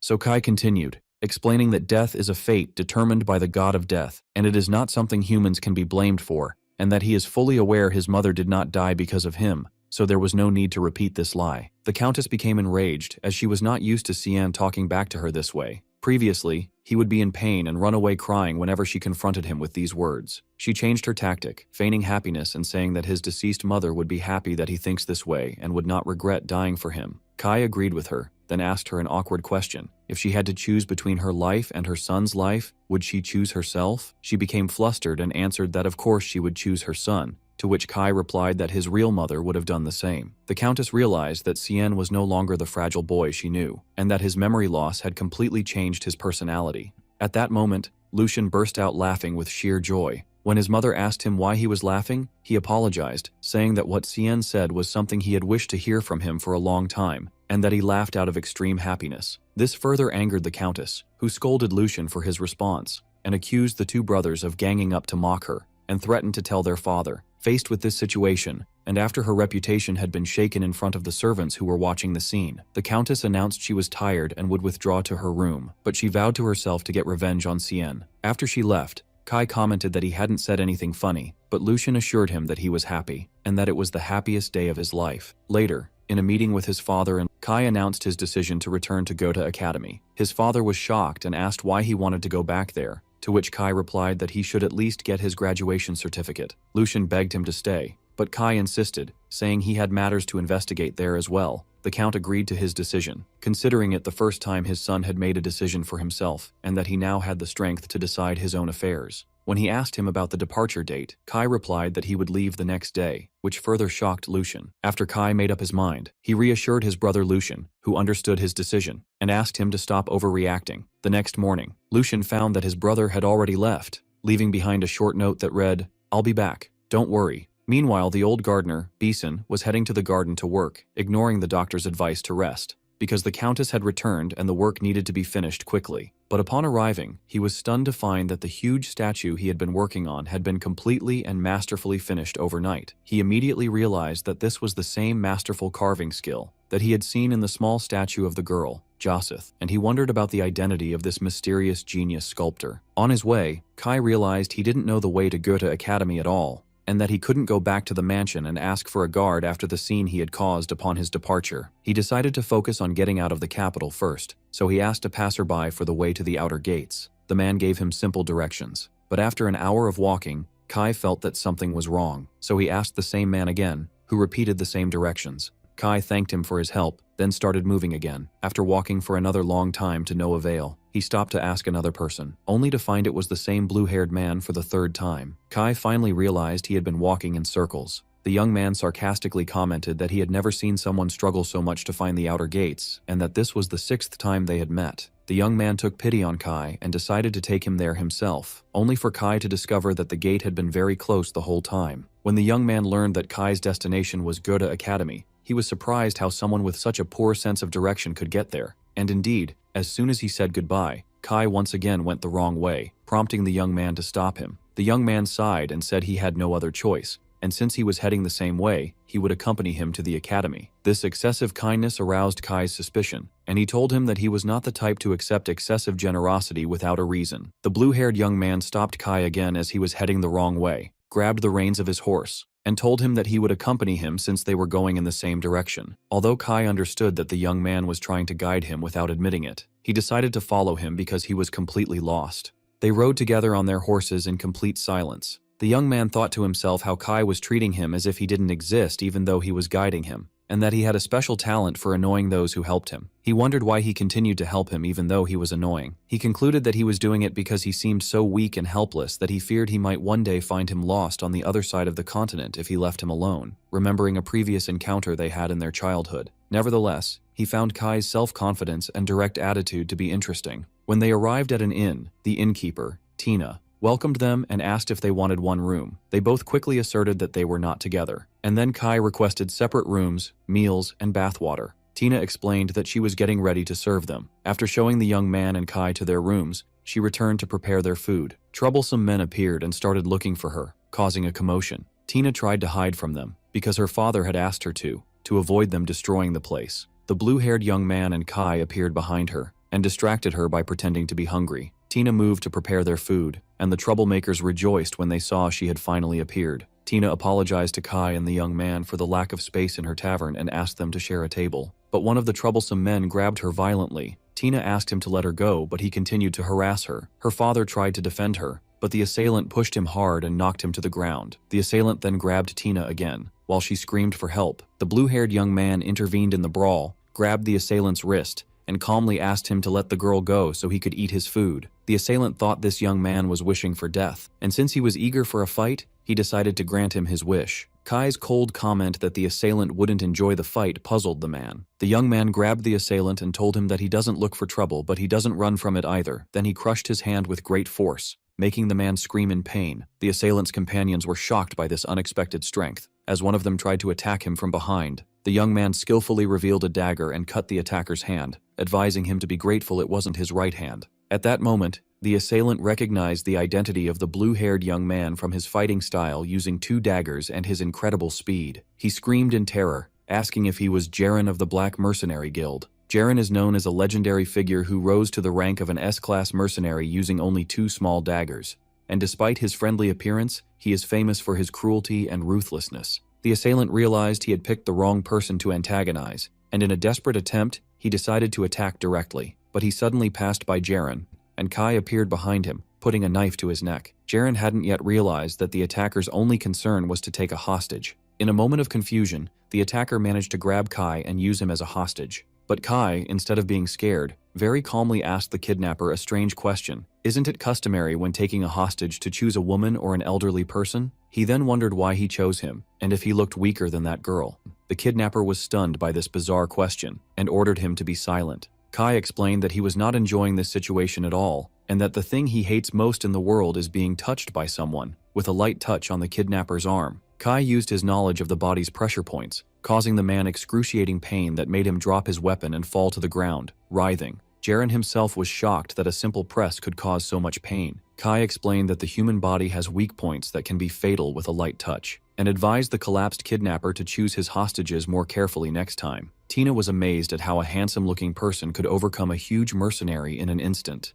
Jaren then turned to the rest of the assailants and asked them if they wanted more. After Kai and Jaren easily defeated the assailants, Kai coolly asked the remaining men if they wanted more, or else they should leave. The men fled in terror, apologizing for the disturbance. As Kai was sitting at the table, Jaren was impressed with him, realizing he wasn't just a quiet and stubborn young master as he initially thought. Kai told Jaren that there was no need for them to sit together since they were not travel companions, but Jaren insisted that they eat together. Jaren insisted that he was the one who felt lonely and asked Kai to eat with him. Kai reluctantly agreed, admitting to himself that Jaren had helped him get here safely and he couldn't just coldly ignore him. As they were sitting, they realized they didn't know each other's names yet, so the blue-haired young man introduced himself as Jaren, and Kai replied that he was Cien, and they shook hands. As they resumed their journey, Jaren asked Kai why he was going to go to academy. Kai replied that he had his personal reasons and asked him not to worry. Jaren told him that the headquarters of the Black Mercenary Guild was also located in the capital, so he could take him to the academy. He then asked him about the skill he used at the inn to subdue the huge mercenary with just 2 fingers. Kai vaguely answered that he learned it naturally a long time ago, but the truth, as he recalled to himself, went back to his old days when he began learning the art of doll making. In order to perfectly create a living doll, he had to study the human body in depth, not just by reading all available books, but also by buying corpses and dissecting them. Through this study, he naturally learned all the weak points and pressure points of the human body, but he decided not to tell Jaren all of this. They continued talking together for a long time until time passed quickly. When they arrived at a village called Abli, where they planned to spend the night, Kai suddenly stopped with a look of horror in his eyes. Kai had seen a clear vision. On that day, all the inhabitants of this village would die. At the village inn, Kai was absent-minded, so Jaren asked him if they really had to stay there. Jaren pointed out that the sun had set, and the next village was half a day away, meaning leaving now would force them to spend the night in the open. Jaren spoke to Kai with a curious tone, noticing that his face had been troubled for a while. Then he asked where he was going. Kai replied that he was just going out for some fresh air. Jaren asked Kai to let him accompany him, but Kai calmly explained that he preferred to go out alone to think about something, and there he saw what confirmed his vision. The village was teeming with grim reapers. Kai wondered why he should care about this, as he was no longer a reaper and had no responsibility. He decided that all he had to do was leave early in the morning, but as he was about to return to the inn, a little girl grabbed his clothes. While Kai was lost in his thoughts, a little girl interrupted him and offered him a piece of candy. Kai asked her why, and she replied that she saw he looked sad. The little girl, whose name was Miru, explained that this candy helps her when she's sad. Then her mother called her and she hurried away. Kai felt sad for the innocent girl's fate. After she left, Kai decided to return to the inn, but he realized once again that he had lost his way. Jaren suddenly appeared, so Kai asked him how he found him. Jaren replied that he followed him, because he expected he would get lost, and he was right. Jaren led Kai back to the inn, and then took a shortcut, which made Kai notice that Jaren knew the village well. Jaren explained that he had visited the village many times on business missions, and then instead asked Kai if he had a family. Jaren replied that his entire family had passed away. Kai asked him a direct and shocking question. Did they all die on the same day? Jaren was shocked and confirmed that they had died in an accident when he was young,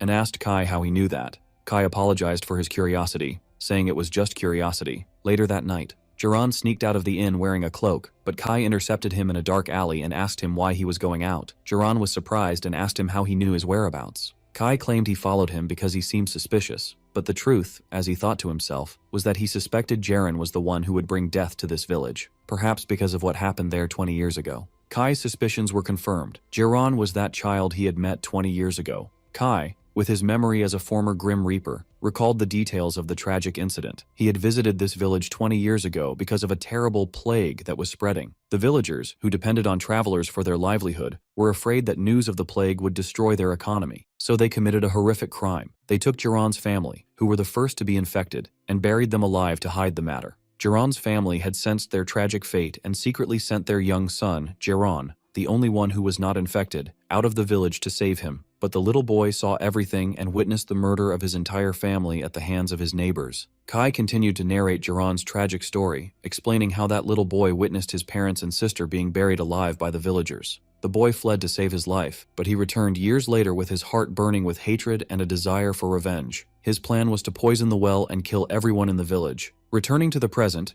Jiran admitted that everything Kai said was true and that what he was doing was just revenge, but he asked Kai again how he knew all this. Kai explained that sometimes, if a dead soul wishes for it strongly and gets permission from the god of death, it can stay beside its loved ones to protect them. He pointed out that the luck Jiran had so often in his life, including their frequent encounters, was no coincidence, but thanks to the guardian spirits of his family who were guiding and protecting him. Kai said to Jiran, speaking of the large village, that perhaps his family's last wish was to stay close to him, the boy who lost his family at a young age. Jiran didn't believe this story, so Kai told him that his family had appeared to him in a dream and told him everything. Jiran got angry and refused to believe this nonsense, insisting that he had lived for more than 10 years waiting for his moment of revenge. Kai tried to persuade him to change his mind, warning him that if he killed all these people, he would live the rest of his life hearing their horrifying screams. He asked him if he truly believed that revenge would bring him happiness, and then offered to tell him an old story about a man's revenge. Kai began to tell his own story, without revealing his identity, speaking of a man who had a lover more precious than his own life, but others considered her a bad omen and tried to kill her, so the man fought the whole world to protect her. But in a moment of carelessness, his lover was killed. From that moment on, the man's revenge began. He killed everyone who participated in her death until he drowned the world in blood. And when Jiran asked what happened to that man after he completed his revenge,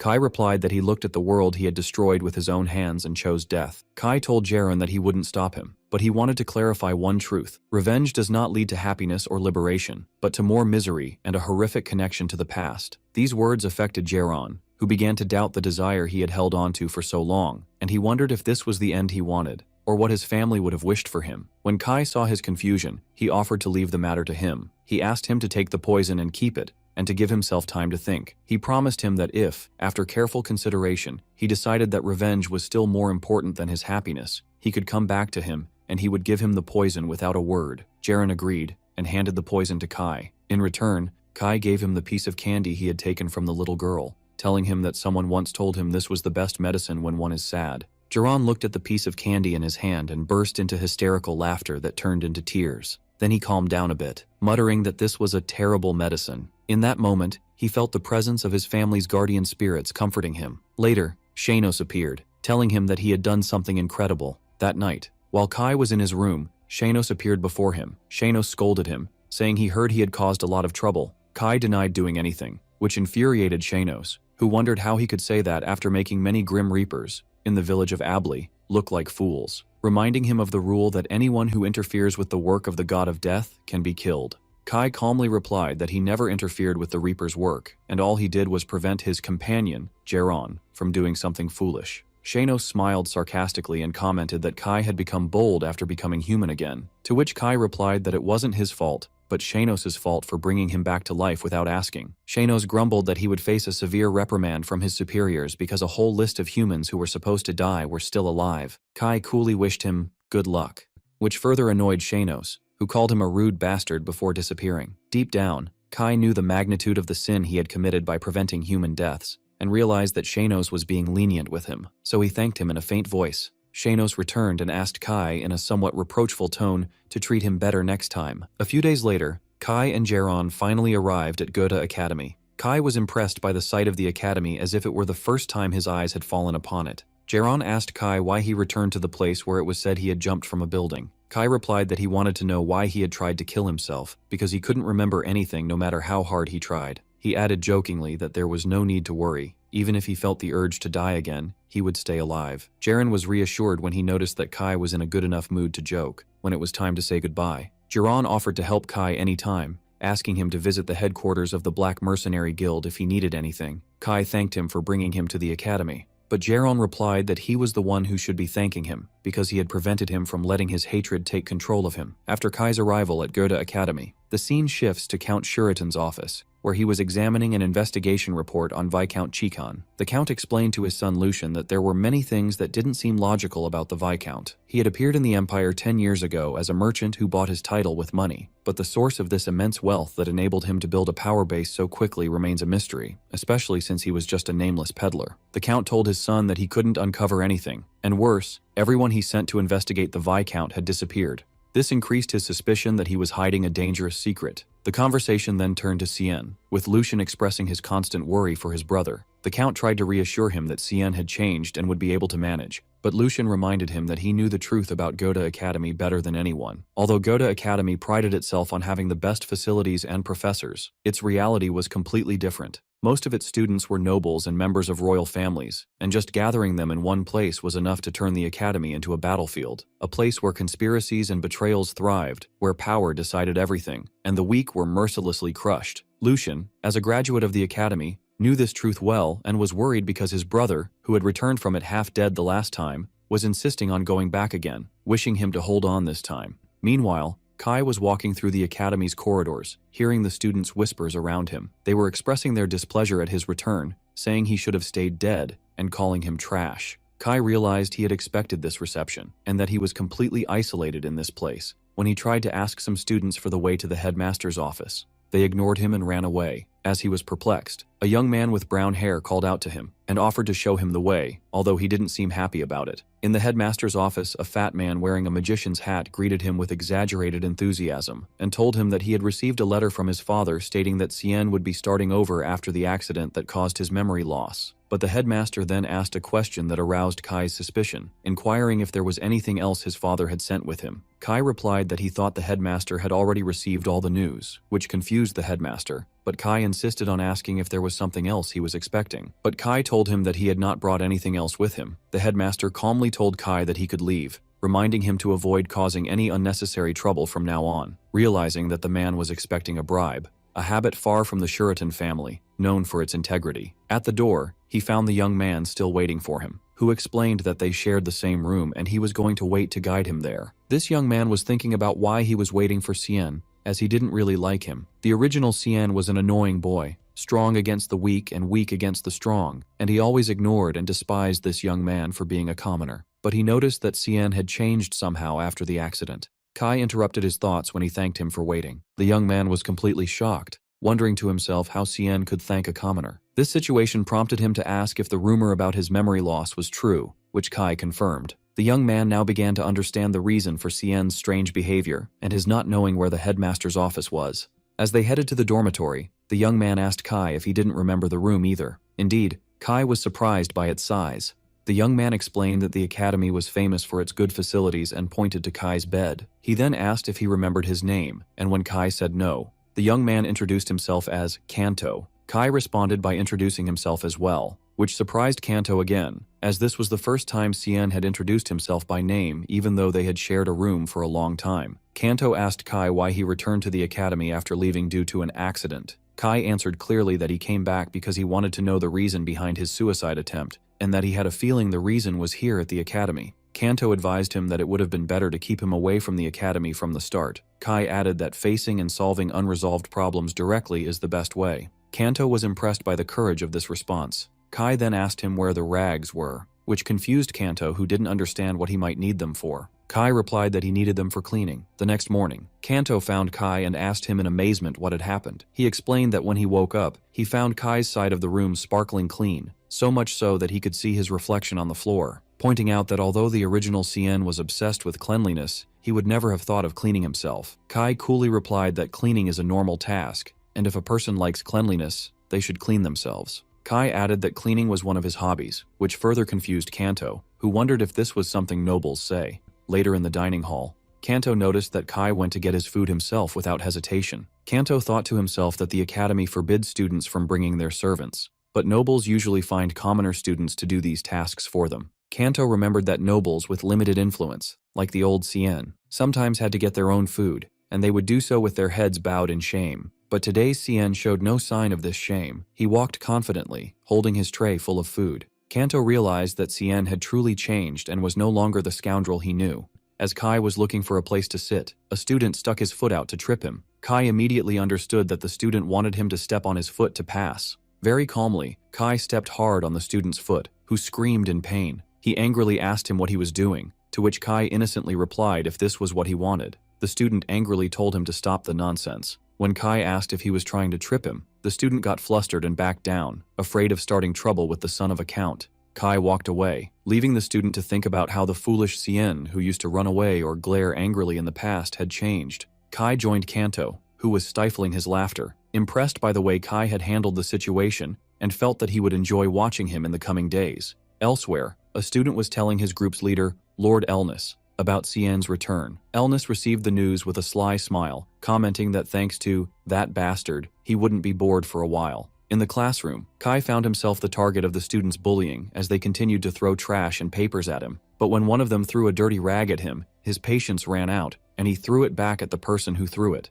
quietly and menacingly warning everyone that if they threw dirty trash at him again, he would make sure they understood the meaning of true cleanliness. Before the situation could escalate, a new smiling professor entered the classroom, welcoming everyone. The professor entered the classroom and noticed the tense atmosphere, wondering why, as he was used to the students being happy to see him. The professor spotted Cien, and instead of welcoming him, he decided to embarrass him to celebrate his return, asking him to solve an extremely difficult math problem on the board. Meanwhile, Kai thought to himself that he had realized during his first day at the academy that no one approaches Cien with good intentions. The students mocked him, expecting his epic failure, and the student who had thrown the rag at him sneered, expecting him to fail because math was his worst subject. But Kai calmly walked to the board and solved the complex problem in seconds, leaving the professor and students in a state of shock and disbelief. The students couldn't understand how Kai was able to solve the problem so easily. His roommate Kanto asked him how he managed to do it when math was his worst subject, to which Kai coolly replied that he had studied a little after the accident. The troublesome student was amazed by this transformation. Cien no longer fell into traps, had become self-confident, and now he excelled in his studies as well. Elsewhere, a student was telling his leader, Lord Elnis, that Cien had changed. Others agreed, noting that his aura had completely changed, and that he had become strangely cold, but Elnis refused to believe it, thinking the accident had only made him lose his sense of fear, and that he would go back to crying and begging him as soon as he saw him. Elnis ordered his men to bring Cien to him next time because he needed to talk to him. Later, Kanto found Kai sleeping in the academy's garden, and asked him why he was sleeping like that. Kai explained that he was tired of dealing with everyone trying to start trouble with him. As they were about to return to the dormitory, Kai suddenly stopped, and said thank you to an invisible person, explaining that he was thanking them for letting him share the space. Kanto was confused because he didn't see anyone, but in reality, a mysterious person was watching from a distance, and was shocked that Kai was able to notice his presence, the first time he had ever been discovered. Back in their room, Kanto asked Kai about the other person sharing their room, noting that he hadn't come back last night either. Kanto continued his talk with Kai, warning him about their third roommate. He explained that this person is the most dangerous student in the academy, and that no student who angered him has graduated safely. He added that this student shows no mercy to anyone regardless of their status, and has committed many horrific acts of violence. Despite all the trouble he causes, the academy has taken no action against him, leading everyone to assume he belongs to a very influential family. Kanto advised Kai to avoid him completely because his personality is extremely bad. Later, as Kai was walking through one of the academy's corridors, a beautiful girl with long black hair passed by him. In that moment, Kai felt his heart pound hard, and he wondered if it was his heart, not his mind, that remembered this girl. He concluded that the original Cien who had died was likely in love with her, but he settled the matter in his mind, declaring that these feelings no longer exist now. Kai completely ignored her and walked past her without any interest, which surprised and shocked her. Kanto noticed the scene, and explained to him that the girl was Lady Emily Case, the only daughter of the Count Case family. He explained that the original Cien fell in love with her at first sight and used to follow her everywhere, while she despised him intensely, and this one-sided relationship was known to everyone in the academy. Kanto turned to Cien, expressing his relief that Kai had forgotten about it, and then urged him to hold on and stay strong. That night, Kanto was asleep in their room, while a young man with messy black hair snuck in through the window. Kai was awake and confronted him calmly, noting that his steps were too confident for a thief, but he had no murderous intent to be an assassin. The young man lay down on the empty bed, and Kai realized he must be their third roommate, and wondered why he was entering through the window instead of the door. The next morning, Kanto woke up and screamed in terror when he saw their roommate, Rocco. Kai calmly told him that Rocco had arrived last night and that Kanto was sleeping so soundly he didn't feel him. Rocco was annoyed by their noise and immediately ordered them to shut up. Kanto quickly apologized to Rocco for disturbing him. Kai looked at Rocco and realized he was the same mysterious person who had been watching him in the garden the day before. Kai noticed that Rocco looked exhausted and disheveled. Rocco sharply asked Kai what he was looking at. Kai coolly replied that he was looking at his messy hair and clothes. Kanto got nervous at Cien's bold reply and rushed to him, whispering in panic, reminding him that he had warned him not to get involved with this person. Kai ignored Kanto's panicked warnings and calmly asked their new roommate, Rocco, to use the door instead of the window in the future because entering like that at night was annoying. This comment angered Rocco, who grabbed Kai by his clothes while Kanto screamed in terror. But Kai, instead of being scared, put his hand on his head. Rocco didn't understand why he did that. Kai calmly apologized, explaining that he gets frustrated when he can't talk to someone while looking them in the eye, then suddenly changed the subject, saying it was time for breakfast. Kai invited Rocco to eat together, but Rocco told him to get lost, so Kanto asked Cien to stop provoking him. Kai ignored them and left, saying he would see them in class. Rocco was left bewildered, wondering about this strange young man. Kanto caught up with Kai and asked if he had lost his sense of fear along with his memory, reminding him how dangerous Rocco was and that the old Cien didn't even dare to look him in the eye. Kai sarcastically replied that he couldn't look him in the eye because his hair was covering them. In the dining hall, while Kanto was still trying to warn Kai, another student, Robin, interrupted them and told Kai that Lord Elnus wanted to see him. Kai pretended not to know him, so Robin got angry and ordered him to come to their club room right after class. After they left, Kai asked Kanto who Elnus was, and Kanto told him he was the person who had made the original Cien's life more difficult. Kanto began to tell the story. When Cien first enrolled in the academy, the students were interested in him for his striking beauty, but over time, due to his stubborn personality and inferiority complex, everyone gradually began to shun him. During that period, Elnus, the son of a duke who was like the absolute ruler within the academy, appeared. Elnus began to torture Cien cruelly, as if playing with a toy, which made the other students avoid Cien even more, and eventually, they went with the flow and started bullying him alongside Elnus, and Elnus was targeting Cien again, just when people's perception of him was finally starting to change. Kanto then tried to encourage Kai, advising him to eat well to gather his strength to face those bullies. Kai was touched by this sincere concern and smiled a faint smile, a simple gesture that caused a stir among the female students who were charmed by his smile. Kanto was flustered by the female students' interest in Kai, and whispered to Kai not to smile in that nonchalant way. Meanwhile, in the clubroom, Lord Elnus was waiting impatiently, angry that Cien had not yet arrived. While they were in the academy square, Kai noticed that the female students were acting strangely and differently than usual. They were exchanging faint whispers and blushing whenever their eyes passed over him. So he turned to his friend Kanto and asked with genuine curiosity if he found their reaction strange. Kanto smiled broadly and replied that this only proves that the girls here are surprisingly simple and that their hearts can be won with just one friendly smile. As he said that, Kanto thought to himself that his friend Cien's, now Kai, appearance had always been undeniably attractive, but his real problem lay in his old personality, which was a mixture of pathetic stubbornness and introversion. But now, after his personality had radically changed and he had become calmer and more confident, it was not at all surprising that people were starting to show interest in him again, although the vast majority of them still felt confused by this sudden transformation and had mixed feelings towards him. Kanto reassured his friend Kai not to worry too much about these looks, simply explaining to him that the girls were doing it because they were starting to feel attracted to him. But Kai, who seemed uninterested in the matter, suddenly changed the subject, seriously wondering why he hadn't seen that person named Rocco in the classroom yet.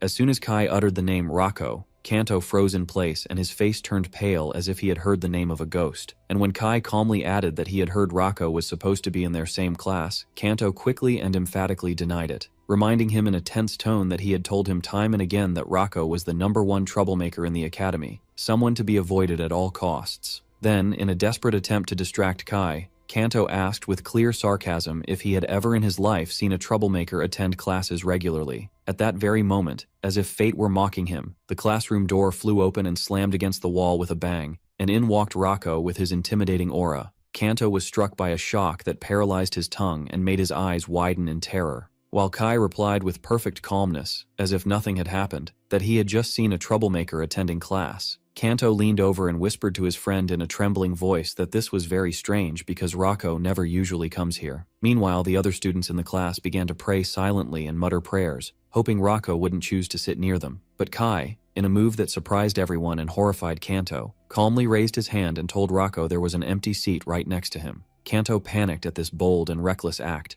Rocco looked at Kai with a cold gaze and asked why he was pointing, rudely asserting that he could see the empty seat perfectly well, and he seemed extremely annoyed by this unexpected welcome. Rocco completely ignored him and then headed towards another student sitting nearby and called him by his name, and the poor student jumped out of his seat in terror and immediately offered him his spot. Kanto scolded his friend Kai in a low, barely audible voice, wondering why he kept doing this when he had repeatedly warned him to ignore Rocco and not draw his attention. Kai replied with a faint, enigmatic smile that his gaze is naturally and involuntarily drawn to the only person in this place who has a rebellious and distinctive aura, and that he believes being around someone like him would certainly be an enjoyable experience. On a later day, as silence filled their shared room, Kanto asked Kai, who was lying on his bed engrossed in a book, about his plans for the day. Kai looked up from the book and calmly asked back if this day was special for some reason. Kanto enthusiastically explained that it was an official holiday with no classes and wondered in disbelief if Kai really intended to stay in his room all day. Kai confirmed that he indeed planned to do just that, but Kanto, full of energy, insisted that they go out together to enjoy the weather. And although Kai clearly told him he had no desire to go out, Kanto wouldn't take no for an answer, grabbing his hand and stubbornly pulling him out of the room. As soon as they were out on the street, bustling with life and sounds, Kanto expressed his immense joy at being out of the stuffy room, and suggested they head somewhere first for a light snack. Kai agreed with obvious indifference, but he had barely taken a few steps before he stopped abruptly and froze in place, staring with surprise and focus at something down the street. Kanto noticed his sudden stop and asked with genuine concern what was wrong with him, the worry clear on his face. Kai replied in a calm and direct voice that he had seen Rocco. Kanto asked Kai in confusion where they were going now that the plans had changed, to which Kai simply and unhesitatingly replied with an invitation to follow him. Kai set off at a quick pace after Rocco, who was walking down an alley, announcing to his hesitant friend that he was going to follow him to see where he was going, which shocked and stunned Kanto, but he reluctantly followed. Kai continued to track Rocco from a safe distance through the back streets until they reached the entrance of an old, secluded tavern. Kanto tried one last time to stop Kai from entering, reminding him in a desperate tone that he would gain nothing good from provoking someone like Rocco. But Kai reassured him with a calm smile that he would be careful and then confidently stepped inside. A kind-looking elderly man, the tavern owner, greeted them and welcomed them, noting that he had not seen them here before. Kai immediately spotted Rocco sitting alone in a dark corner, drinking from a large mug. So he chose a nearby table and sat with Kanto, who was fidgeting anxiously in his seat. The owner approached and asked Kai if he knew the young man sitting over there, Rocco, to which Kai honestly replied that they only knew each other by name and nothing more. The man served them 2 cold drinks, kindly apologizing that they weren't alcoholic due to their young age, and invited them to drink as they pleased as they were his guests. Kai thanked him politely and then began to drink the beverage with a speed and veracity that astonished Kanto. As soon as Kai finished his drink, he suddenly and unexpectedly announced that they were leaving now, which confused Kanto, who asked him to wait a bit. Kai went to the owner to pay for the drinks he had served them, but the old man refused to take his money, explaining with a smile that it was all right since they were apparently Rocco's friends. Kai replied with politeness and respect that they weren't friends yet, but he would gladly accept his generosity in the future when they truly became friends. After Kai and Kanto left the tavern, the owner chuckled softly and went over to Rocco's table, telling him what Kai had just said, and commenting that this young man seemed like a really interesting person. But Rocco replied with complete coldness, without lifting his eyes from his mug, that he was not interested at all. Outside, Kanto asked his friend Kai the reason for their quick departure after all the trouble he went through to get there. Kai calmly explained that he felt that place was like a private sanctuary for Rocco, and that he had initially followed him out of pure curiosity to see where he was going, but he didn't want to invade the privacy of someone resting in their safe space. Kanto looked at his friend and was once again convinced that he was a truly eccentric person. He then urged him to hurry out of that dark back alley, about which there were bad rumors of muggings and theft. But before they could continue on their way, a sharp scream for help reached their ears from an adjacent alley. They rushed to look and saw a group of men surrounding 2 girls and clearly harassing them, and one of the girls was Amila, whom they knew. Kanto shouted with anger and worry that they must intervene and help the 2 girls immediately, but he was surprised by Kai's calm and indifferent reaction. Kai reminded his friend that they had seen Amila before as if it didn't concern him, at which point Kanto yelled at him angrily, pointing to the other girl who was trembling beside her. Kanto yelled at Kai, his voice filled with anger and panic, asserting that the girl standing there was his younger sister, and he wondered in utter shock how he could have forgotten the faces of his own family members so easily. In the midst of his extreme panic, Kanto realized they had no chance of defeating all those tough men on their own, so he turned to Kai and asked him to wait here while he went as fast as he could to get help from the guards.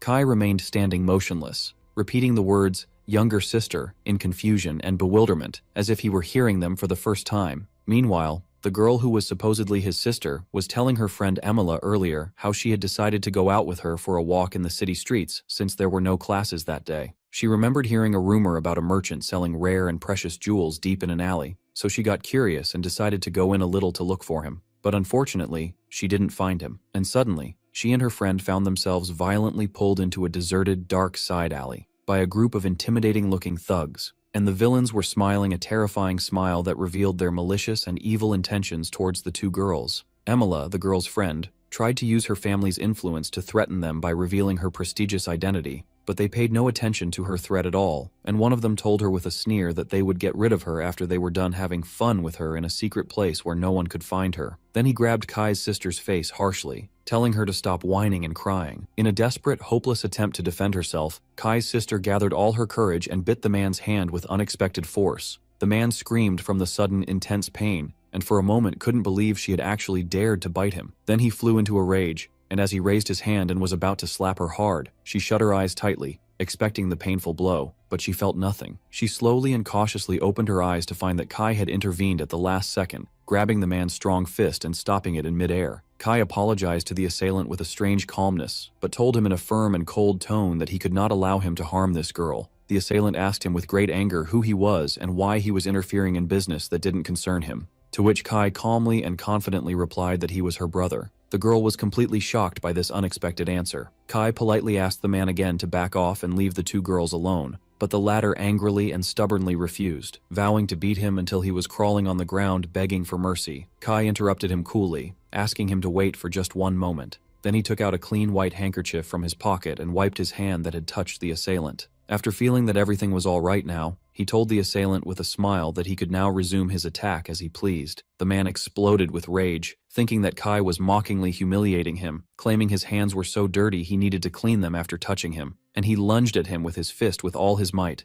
but Kai dodged the blow with incredible grace and agility. Kai grabbed the charging assailant's arm and with a quick movement pressed a specific nerve point in his arm, which made the man let out a high-pitched scream of intense, excruciating pain. Kai reassured him in a calm and frightening tone that there was no need to worry. Although the pain was very sharp now, he would be able to move his arm normally again by tomorrow morning. As the second assailant saw what happened to his companion and rushed towards him in anger, brandishing a dagger, Kai easily dodged his attack and offered him some friendly advice. The assailant tried to stab Kai with the dagger again, but Kai grabbed his arm firmly and held it in place, warning him in a low voice that if he continued to hurt people this way, he would never die peacefully in the future, explaining to him that the grudges and souls of the dead carry a power far greater than he could ever imagine. Kai increased his pressure on the man's arm, and the latter screamed in pain, begging. Kai looked at the rest of the assailants and calmly asked them if they still wanted to continue fighting, asserting that he had plenty of time to deal with all of them one by one, so they were terrified and all fled, scattering in every direction. After the assailants disappeared into the darkness, Emila approached Kai and thanked him for his intervention and for saving her and her friend. But Kai walked right past her without paying her any attention, as if she didn't exist. He approached his sister, who was still in shock, and asked with genuine concern if she was okay and if she could stand on her feet. She replied in a low voice that she was fine, but as soon as she tried to stand up on her own, she winced in pain. Kai noticed that she might have twisted her ankle during the scuffle and offered to support her so she could walk, but she sharply refused and told him to leave her alone. Kai replied calmly and insistently that it was impossible for him to leave her in this difficult situation and go. She was touched by his words and his sincere gaze, and after a moment of hesitation, she finally accepted his help to get up, and they left the place together, with him carefully supporting her so she could move. At that crucial moment, Kanto arrived with a group of guards. Kanto asked his friend Kai where he had been all this time. Kai told him he had an urgent matter to take care of and asked him to look after the two girls now, to which Kanto immediately agreed. Kanto wondered where the other men who attacked them were, while the guard asked Emila if everyone was okay. Emila replied yes, staring at Kai's back as he walked away with clear resentment. Kanto then asked her again if she had been hurt in any way, and from the roof of a nearby dark building, Rako was sitting and watching the entire scene in silence, thinking to himself that this boy, Kai, was no ordinary person at all. When Kai escorted his sister all the way to the entrance of the towering student dormitory, the girl came to a hesitant stop and informed him in a faint voice that she could continue on her own from there, as if she still couldn't quite believe that he had accompanied her this entire distance. Kai looked down at her pale face and asked with genuine, deep concern if she was truly all right. She simply nodded and replied that she was, though her eyes still held an expression of utter bewilderment. However, Kai was not convinced by her quick answer, insisting on making sure she wasn't just feigning strength, and he asked her in a firm tone to tell him immediately if she felt the slightest bit of pain or dizziness, explaining that it would be a true catastrophe if she were left with any side effects from the incident. A wave of confusion washed over her, and the girl silently wondered about the reason for this dramatic transformation and his sudden behavior as a real, caring brother. Her memory bitterly took her back to the past, when she had tried so hard to get close to him, naively believing they could be good siblings despite their different mothers, but he had cruelly shouted in her face at the time and ordered her to stay away from him as if she were a plague. His harsh words still echoed in her ears, when he had coldly informed her back then that he had no intention of treating a bastard like her as a member of his prestigious family. And since then, he had always deliberately ignored her, pretending not to know her even if they passed each other in the hallways. Kai interrupted her long silence and reverie, calmly explaining that he didn't know if she was aware of it or not, but at the present moment, he honestly possessed no memories of her or their past together. Her eyes widened in complete shock, so Kai told her that he had lost all his memories following a recent accident, and only in that moment did she realize that this was the only logical explanation for his sudden and incomprehensible change in attitude towards her. Kai told her that since things had come to this, it was best he inform her of something beforehand, but she quickly cut him off, her tone carrying a mix of warning and despair, reminding him that when his memory inevitably returned, he would deeply regret his kindness and helping her, which is why she asked him to pretend from now on that he didn't know her, just as he always had. She added in a trembling voice that this was the only safe way for them both to avoid pain and suffering in the future, but Kai, instead of listening, gently took her hand, causing her to freeze in place, and asked her a simple, surprising question: what was her name? He then told her seriously that if she couldn't remember, she should forget the matter as it is, because he wouldn't. He added that he dislikes repeating himself, but since she was his sister, a fact he now understood, he would ask her for her name once more. After a few moments of hesitation and internal conflict, she answered in a barely audible voice that her name was Eris. Kai repeated her name as if tasting it for the first time, then gently and tenderly patted her on the head in a way she had never experienced from him before. He then told her with a faint smile that he would see her again, and quietly left. Eris stood frozen in place, watching him walk away, recalling his warm words when he had clearly declared he was her brother. But she quickly chided herself, sadly telling herself not to get her hopes up, as it was impossible that he had truly accepted her as a member of his family so easily. The next day, as they were eating, Kanto asked his friend Kai with visible concern what exactly happened yesterday, inquiring where the men who were harassing the girls had disappeared to, and why he had returned to the dorm so late at night. Kai remembered that after he parted ways with Eris, feeling satisfied for helping her, he had found himself lost once again in the sprawling academy campus, and due to his complete unfamiliarity with the place, he couldn't find his way back until late at night when the grounds were completely empty of students he could ask. But not wanting to admit this, he simply told Kanto that he had some personal matters to attend to, and that what mattered in the end was that everyone was safe and unharmed. He then changed the subject and told Kanto he had an important question regarding his siblings. Kanto looked at him with great surprise that Kai had forgotten even his memories of his own family, and told him that Krav is his younger brother and is currently studying with him at the same academy.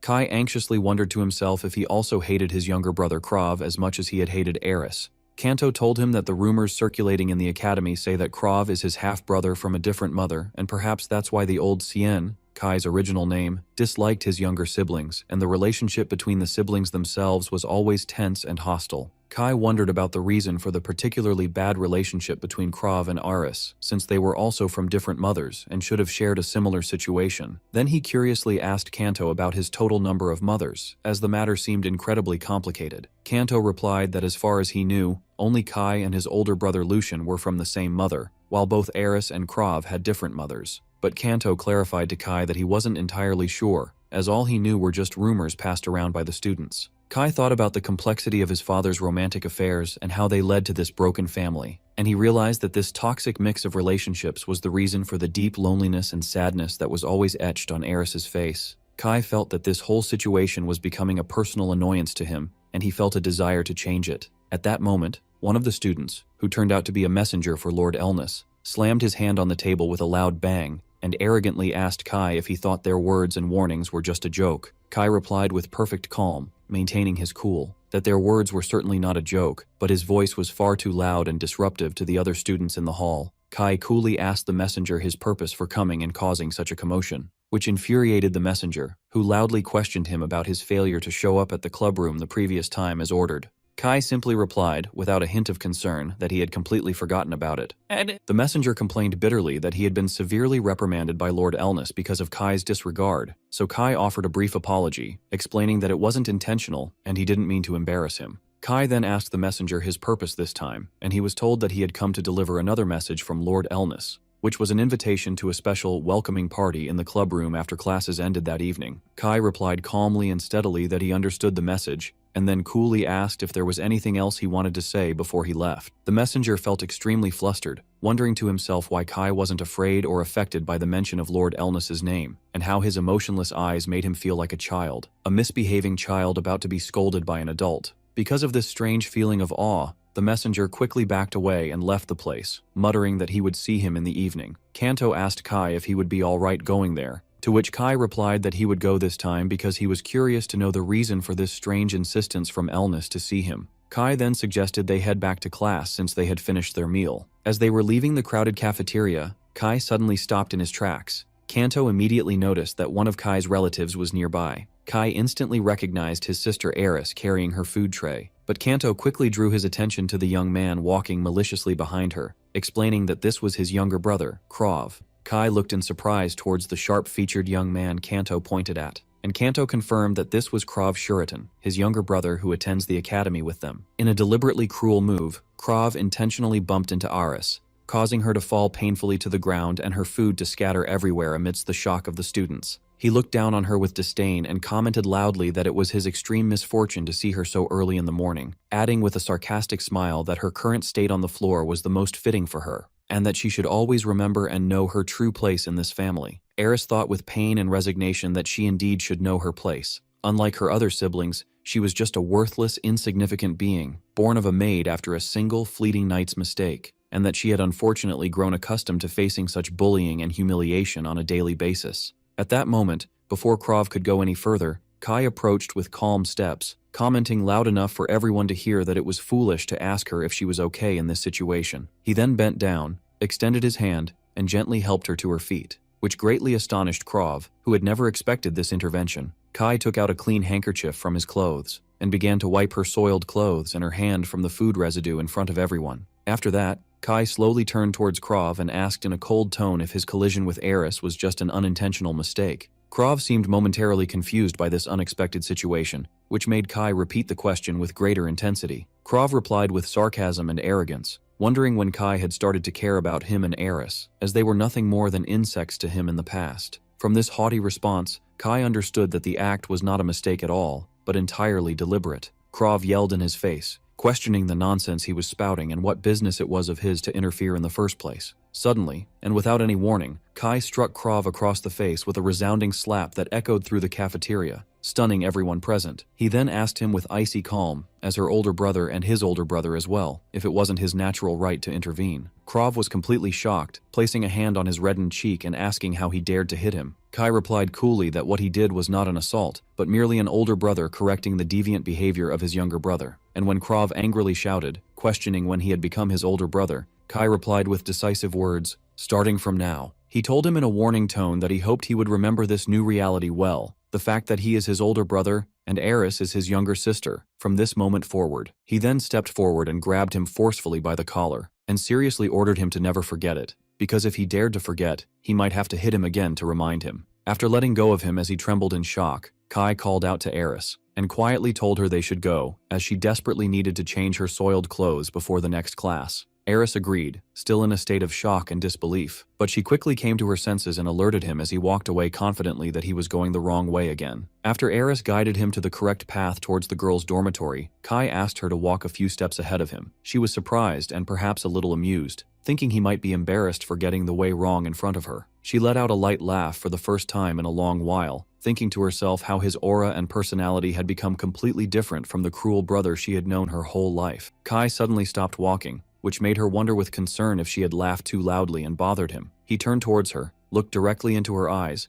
and told her that she shouldn't forget either. When she asked in confusion what he meant, he reached out and gently patted her head, replying in a warm tone that she should never forget the fact that he is her older brother. Kai added that he, for his part, would also never forget the fact that she is his dear younger sister. Upon hearing these words, Eris tried desperately to hold back the tears that had welled up in her eyes. but she couldn't hold on any longer and broke into a long-awaited, silent cry, a cry that mixed sorrow and joy, and she replied yes as she wept. Kai was surprised by her emotional reaction and felt in his heart a sincere hope that she would no longer feel lonely or sad anymore. That night, Lord Elnus sat angrily in the luxurious clubroom, impatiently asking his messenger if he had delivered the message correctly and clearly. The terrified messenger assured him he had done exactly as ordered. Elnus wondered with intense anger how Kai had not come despite that, and vowed that he would see how long he could continue to ignore his words and authority. The next day, everything changed for Eris. In the classroom, she was surrounded by her classmates who were enthusiastically asking her about the sudden and amazing change in her brother's personality, and how he had heroically saved her from the harassers and then defended her in the cafeteria. Eris thought to herself that she had been receiving a lot of questions and attention about her brother lately, something she was never used to. Eris's classmates told her that Kai was incredibly cool and brave when he saved her in the cafeteria that day, and commented excitedly that he was becoming more handsome and charming lately. And Eris felt an overwhelming happiness because everyone was now seeing him as a good and kind person, not the cold bully they once knew. Nearby, Emilia was listening to this conversation, feeling angry and jealous. She admitted to herself that she had always hated Cien, finding him annoying and arrogant.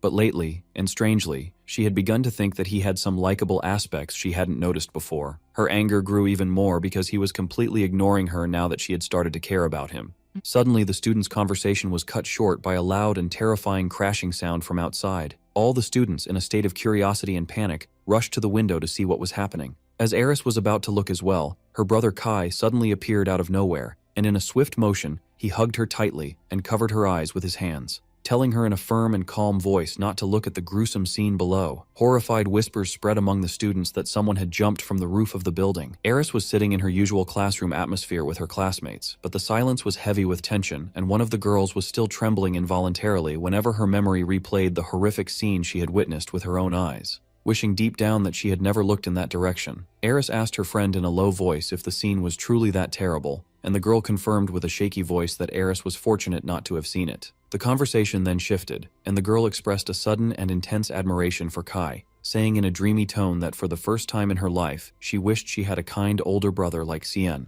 Emilia, who was listening to the conversation, commented that Cien had indeed changed a lot. In the recent past, he would barely notice Eris's existence and would ignore her completely. She added with an analytical tone that it seemed a radical and significant change had occurred in his personality. At this, Eris couldn't hide her happiness. She beamed a radiant smile and confirmed to them that he had indeed changed a great deal for the better. At that moment, as if fate were responding to their conversation, Kai approached Eris and calmly called her name. She immediately stood up, overjoyed, calling him by the title, brother, which had become dear to her heart.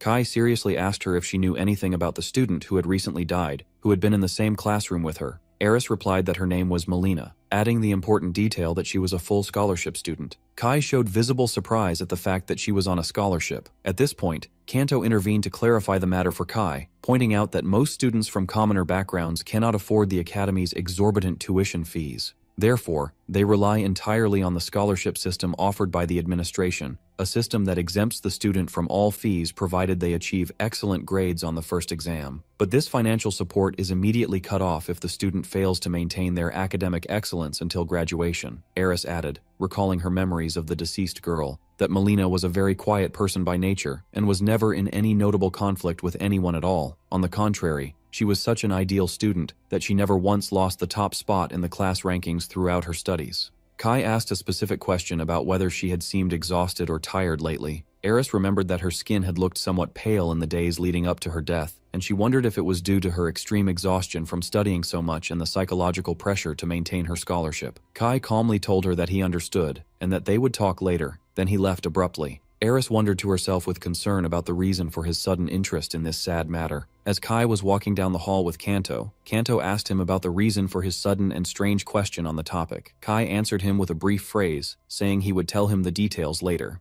leaving Kanto drowning in his confusion. Suddenly, Kanto stopped in his tracks, so Kai asked him why. Kanto nodded his head towards a person standing a few meters away, calling him by the name Elnus. And so Kai found himself face to face with Elnus, who greeted him with a contrived smile, saying he hadn't seen him in a long time. Kai replied with an icy coldness, questioning if their fragile relationship even permitted such a warm greeting, before confronting him directly and without preamble, stating that he had heard Elnis's constant bullying was the real reason the original CN had attempted his tragic suicide. Elnis feigned complete ignorance and asked him dismissively what he was talking about, asserting with false confidence that his suicide attempt had nothing to do with him whatsoever. But Kanto was thinking to himself with certainty that Elnis was indeed the direct cause of CN's suicide attempt. In that moment of confrontation, Kai felt the original CN's heart beating powerfully on its own inside his chest, but he realized this feeling was completely different from previous times. This time it wasn't admiration or jealousy, but pure, deep fear. Elnis thought to himself that although he had heard the circulating rumors that CN had changed,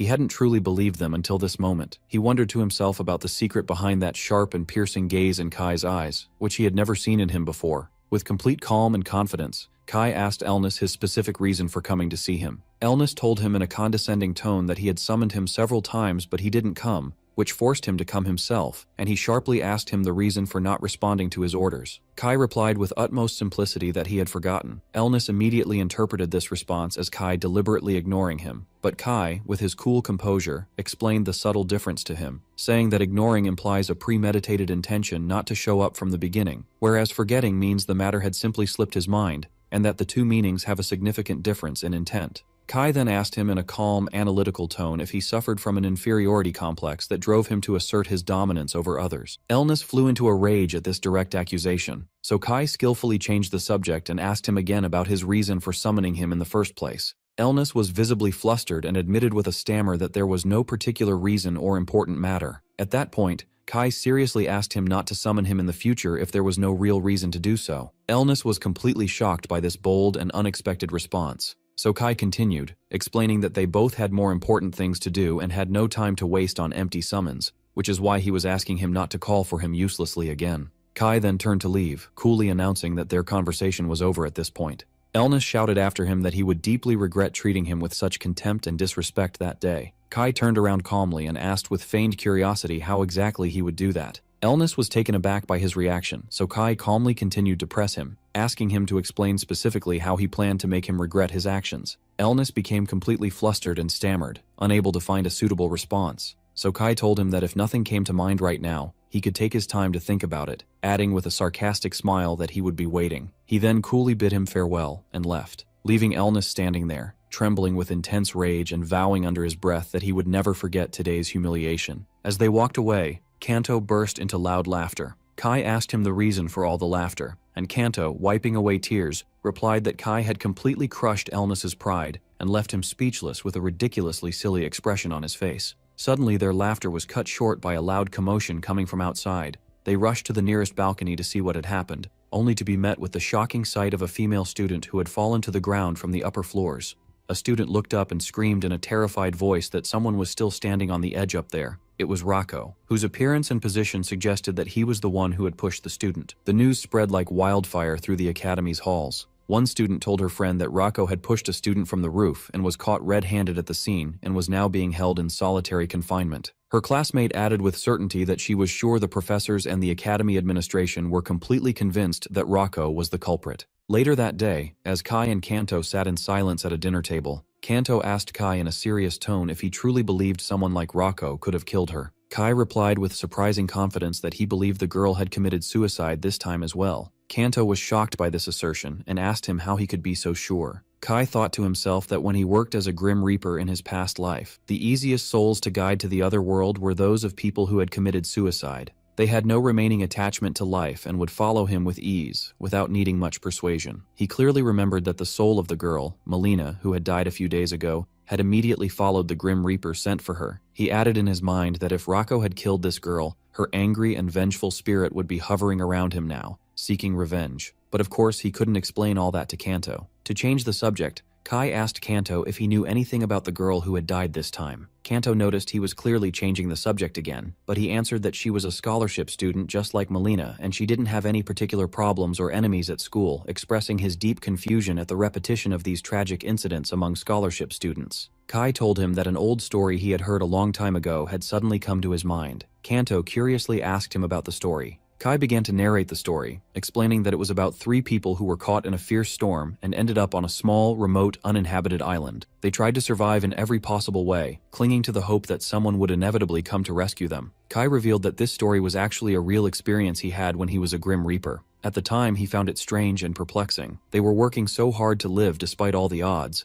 and he wondered why it was destined in the records of fate that they would die soon. After a short period of despair, one of them could no longer endure and chose to end his own life, starting the very next day. The 2 remaining people committed suicide one after the other, influenced by their friend's act. Kai explained that suicide, as a concept, is incredibly contagious. When a person going through a difficult situation chooses death as an escape, others who are experiencing similar circumstances are deeply affected. Kanto asked him if he was implying that the recent suicide was a similar case influenced by Melina's suicide. Kai replied that there was one thing he could be sure of, and that was that this was not the end yet. Kai then looked across the hall at another girl and asked Kanto if she was also a scholarship student. Kanto confirmed that this girl, named Gloomy, was also a scholarship student. Kai commented that the only clear commonality between the 2 deceased girls was that they were scholarship students living under immense pressure. Kanto immediately realized what Kai was implying and asked him in shock and horror if he thought the next suicide case would be Gloomy. Kanto demanded a logical basis for this prediction, to which Kai replied that it was just an internal feeling, but he had a high degree of confidence in its accuracy. Kai thought to himself that a person being followed by a Grim Reaper is very likely to die in the near future, and he could now clearly see a Grim Reaper following Gloomy, sticking to her like a shadow. Meanwhile, Rocco was sitting in a solitary confinement cell, feeling extremely bored, wondering why no one had come to question or investigate him after all this time. He began to replay in his mind exactly what had happened on that fateful day. In a clear flashback, Rocco was standing alone on the roof of the building. When a distraught-looking girl came up to him, he asked her why she had come up to a place like this all by herself. Rocco recalls the details of what happened. He was on the roof asking the girl to come down and step away from the edge because the place was dangerous. But instead of complying, she suddenly let out a desperate scream and threw herself from the top. Reiko quickly moved to the edge from which the girl had fallen, as he didn't understand the reason for her sudden and horrifying fall. And this exact situation led to the spread of the rumor that Rocco was the one who had pushed her. In his isolation, Rocco thought that under these suspicious circumstances, it would have been easy to accuse him of murder,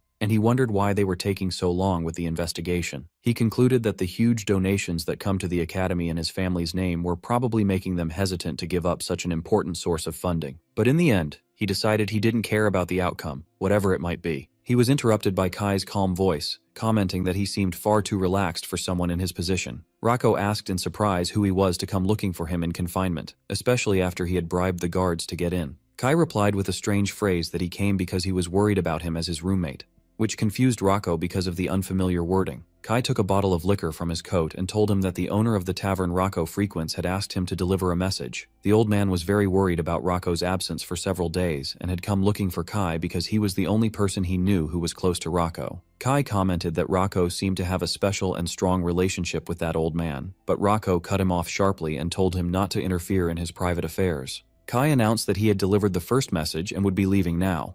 As he was walking away, Rocco thought to himself that Kai was an eccentric person with unpredictable actions. But Kai paused at the door for a moment and told him that the old man had also asked him to deliver another verbal message, which was that if he continued to get involved in trouble and misunderstandings in this absurd way, he would close the tavern and leave for another place without his knowledge. He added that the old man asked him to clear his name quickly and visit the tavern as soon as possible. Kai then left, leaving Rocco angry and frustrated by this indirect threat. Elsewhere in the academy, one of Elnis's followers was informing him that he had seen the old tavern owner who came to see Rocco greeting Cien, and that Cien had gone right after that to check on Rocco himself in confinement. From this information, Elnis concluded that this meant Cien and Rocco were much closer than he had imagined. Elnis thought to himself that even without this new reason, he couldn't stand Rocco because of his always volatile and provocative behavior. He noticed that the Academy administration was trying to quietly cover up the whole incident, but he decided that he couldn't let the matter slide so easily, and that he desperately needed to contact his father and leverage his influence. The third student, Gloomy, was standing on the edge of the Academy's towering building at night. She sighed in despair before throwing her body into the void. As she was falling, she wondered to herself why she felt nothing at all. But before she could hit the ground, Kai had arrived at the right moment and used his threads to suspend her in the air, and caught her in his arms. Gloomy looked at him in complete shock and called his name, Cien. Kai, still holding her, told her that he had many questions for her, and asked her to give him some of her time. In the headmaster's office, the man was shouting angrily, Damn it all! Wondering why these scholarship beggars kept causing all these problems. He thought angrily about their audacity to stir up trouble like this. At that moment, his assistant burst into the office yelling, "Headmaster, sir!" He informed him that a disaster had struck. The headmaster immediately asked with concern, "What? A disaster?" Wondering if another student had tried to jump or something of the sort. The assistant denied it, so the headmaster angrily asked what the grave matter was then. The assistant informed him that the J-Mill family and other noble families had sent their representatives. The assistant explained that these representatives had announced they would be closely monitoring how the academy handles this incident and the accused culprit, Rako, and demanded the matter be concluded decisively and quickly. The headmaster realized that the J-Mill family was Elnis's family, and that they represented the true power behind the Chezarus Empire. The headmaster was shocked that they had sent a warning and slammed his hand on the desk in anger. He asked his assistant where the rest of the officials were, and was told they were gathered in the meeting room. The headmaster ordered his assistant to take him there immediately. As he walked, he thought to himself that he could absolutely not let them discover that secret matter, and decided he would end this investigation as quickly as possible, just as they demanded. Meanwhile, Kai and Kanto were standing outside the meeting room. Kanto commented that they were holding an impromptu trial for Rako. Kai was surprised by the term impromptu trial. Kanto explained that this was a rare event that could only happen if requested by a noble of count rank or higher, or their representative. Kanto added that rumors said the J-Mill family was the one who initiated the matter this time, and even brought all their noble allies with them. Kanto concluded that Elnis was the one behind this move, as he had never been a fan of Rako. Kai replied that this situation was perfect, because they needed a stage like this to settle the matter anyway. Kai noticed that Kanto seemed more worried about Rako than he expected. Kanto nervously asked if he was talking about him, then admitted that perhaps he had grown attached to him too, having been roommates for a year. Kai reassured him not to worry too much about Rako, but Kanto insisted that nobles were capable of fabricating charges out of thin air if it suited them. Kai replied that if the nobles bring a non-existent crime, they will confront them with a crime that already exists, and told him not to worry. Kanto wondered about the meaning of the existing crime. Kai told him they should first head to the trial venue, which was supposed to start that afternoon. Kanto followed him, still asking about the nature of this crime that already exists. When he asked if he wasn't going to tell him this time either, Kai ignored him. In the trial hall, the session for the recent murder case was announced to have begun. A professor wondered with concern if Rako had really killed the girls, to which another professor calmly replied that the truth had not yet been revealed, and that no one really knew what had happened yet. In the trial hall, the official, the J-Mill family representative, ordered the accused to be brought in. Rako entered and stood alone in the center of the hall. The official asked him directly if he was the one who killed the student, Kesha. Rako replied calmly and steadily that he had not killed anyone. This answer angered the J-Mill family representative, who wondered to himself about the look in Rako's eyes, and how he dared to look at him with such insolence. The other representative shouted at Rako to stop playing dumb, asserting that there were witnesses who saw him commit the crime. Rako realized in that moment that they were trying to frame him for this. The representative ordered the witnesses to be brought in. 2 students entered and sat at the stand. The 2 witnesses began their testimony. They claimed they had seen Rako standing near the edge of the roof, and that before she fell, Kesha looked as if she were begging him to save her life. Reiko watched them, thinking that he had to reveal that thing, even though he knew it might cause him a headache. He continued to think that he believed the man who had sent Kai was hoping to use him. Kai clenched his fist, then suddenly stood up and asked the 2 witnesses if they could take responsibility for their testimony.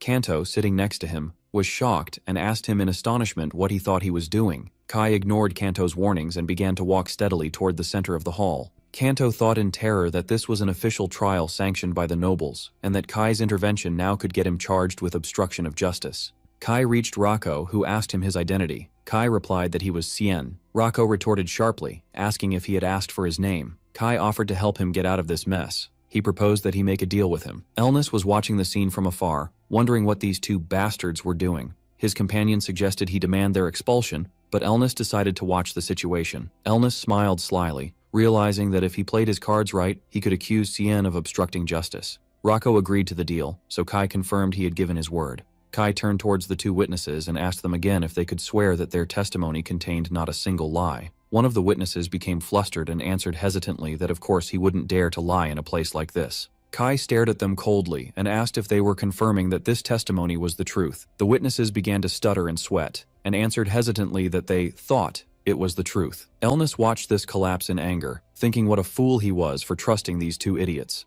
Kai approached the main platform and addressed the headmaster directly, asking Jabiru if he knew anything about the 2 deceased female students. Headmaster Jabiru looked confused and shouted, denying any knowledge, asserting that all he knew was that they were students at this academy. Kai replied calmly, reminding the headmaster that he was aware the 2 deceased students were scholarship recipients. The headmaster scoffed, wondering if they really were, and what importance that held. Kai began to explain to the audience that this academy, as everyone knows, is highly prestigious. He clarified that upon graduating from it, even a commoner could achieve great success. Graduates are treated with respect in any field of work, and if they are lucky, they might find a position in the royal court. Kai continued, explaining that this is the reason why scholarship students from ordinary backgrounds fear expulsion due to bad grades more than they fear death itself. Kai then leveled his accusation, pointing out that the 2 deceased female students had chosen the wrong path to raise their falling grades, and that the person who suggested this path to them was none other than Headmaster Jabiru himself. The headmaster was stunned and shouted in denial. The J-Mill family representative stood up angrily and confronted the headmaster, reminding him that forging grades is a crime under continental law. The headmaster exploded in anger, calling Kai's words absurd and nonsense, and insisted that it was impossible for him to do something like that. Kai pressed him further, asking if he also denied extorting money and valuables from students in exchange for raising their grades. The headmaster lost his composure and screamed at Kai, asking who had taught him this nonsense to come and bother him with it. At that moment, a voice came from the audience, as the student Gloomy confessed that she was the one who told him. Gloomy stood up and began her testimony. She explained that she and the 2 students who had died had all received the same offer from the headmaster. She admitted that she tried to hide it until the end, but after seeing the others who were in her same situation choose death, she could no longer bear it. Upon hearing this confession, the J-Mill family representative confronted Headmaster Jabiru again, demanding an explanation for what was happening. He declared that if what the student was saying was true, the headmaster was finished. The representative threatened that he would order him to be dragged to the royal palace immediately. The headmaster broke down and began to beg for mercy and for them to give him a moment. Here, Kai intervened, interrupting the representative with an apology and asking him to wait a moment. He then turned to Gloomy, apologizing to her, but asked her to speak once more. Gloomy agreed, and explained that the wounds she had received from the headmaster had been bandaged by someone else. Gloomy continued her testimony, saying that this person told her he understood all her pain, that everything would be all right, and promised to offer help, but she soon realized she wasn't the only one. She revealed that the other female students who had died were also victims being manipulated by that same person. Gloomy then turned towards the faculty and directed her accusation. The girl wondered if that was the case, directing her question to Professor Joy. Professor Joy was completely shocked, and he suddenly stood up, screaming that it wasn't true, and that all he had done was try to console his wounded female students. Headmaster Jabiru found his chance to attack, and screamed at Professor Joy, calling him a bastard, and wondering how he, as a teacher, could exploit his students to satisfy his own ego, and declared that Joy had been the biggest problem all along. Joy responded angrily, accusing the headmaster of being the one who committed the vile acts and was now trying to frame him for them. Jabiru scoffed, wondering who had then taken that opportunity to exploit the female students.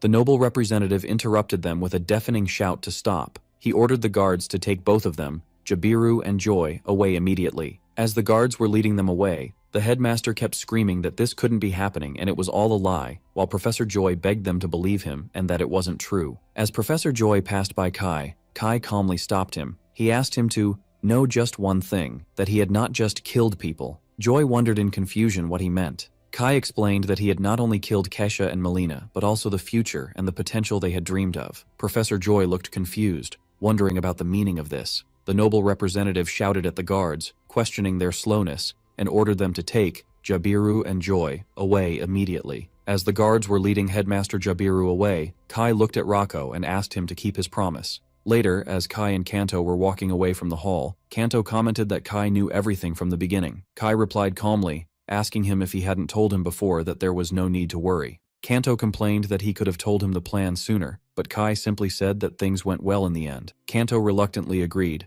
and expressed his hope that the new headmaster and math professor would be respectable people. Kai changed the subject, saying that what was more important now was when she would arrive. Kanto looked and spotted her, confirming that she had arrived now. Gloomy was standing in front of the academy holding her bag. She approached them and told them they really didn't have to come to see her off. Kanto expressed his regret, wishing they could continue traveling together. He reminded her that he had heard the academy had offered for her to stay, but Gloomy refused, explaining that the place held too many painful memories that she didn't think she could bear. Kanto handed her an envelope, so Gloomy asked what it was. Kanto told her that she was a smart girl, and that if she had nowhere else to go, she should head to the merchant guild run by his father. He assured her that his father would be happy to offer her a job. Gloomy thanked him for offering his help. Gloomy then turned to Kai and thanked him sincerely, and with a radiant smile she thanked him again for saving her life. After Gloomy left, Kai and Kanto were walking together. Kanto mentioned that because of this whole incident, the scholarship system at the academy would change a little. He explained that usually, a student would be dismissed from the scholarship as soon as their grades dropped, but the new system would give students another chance until the next exam. Kai simply listened.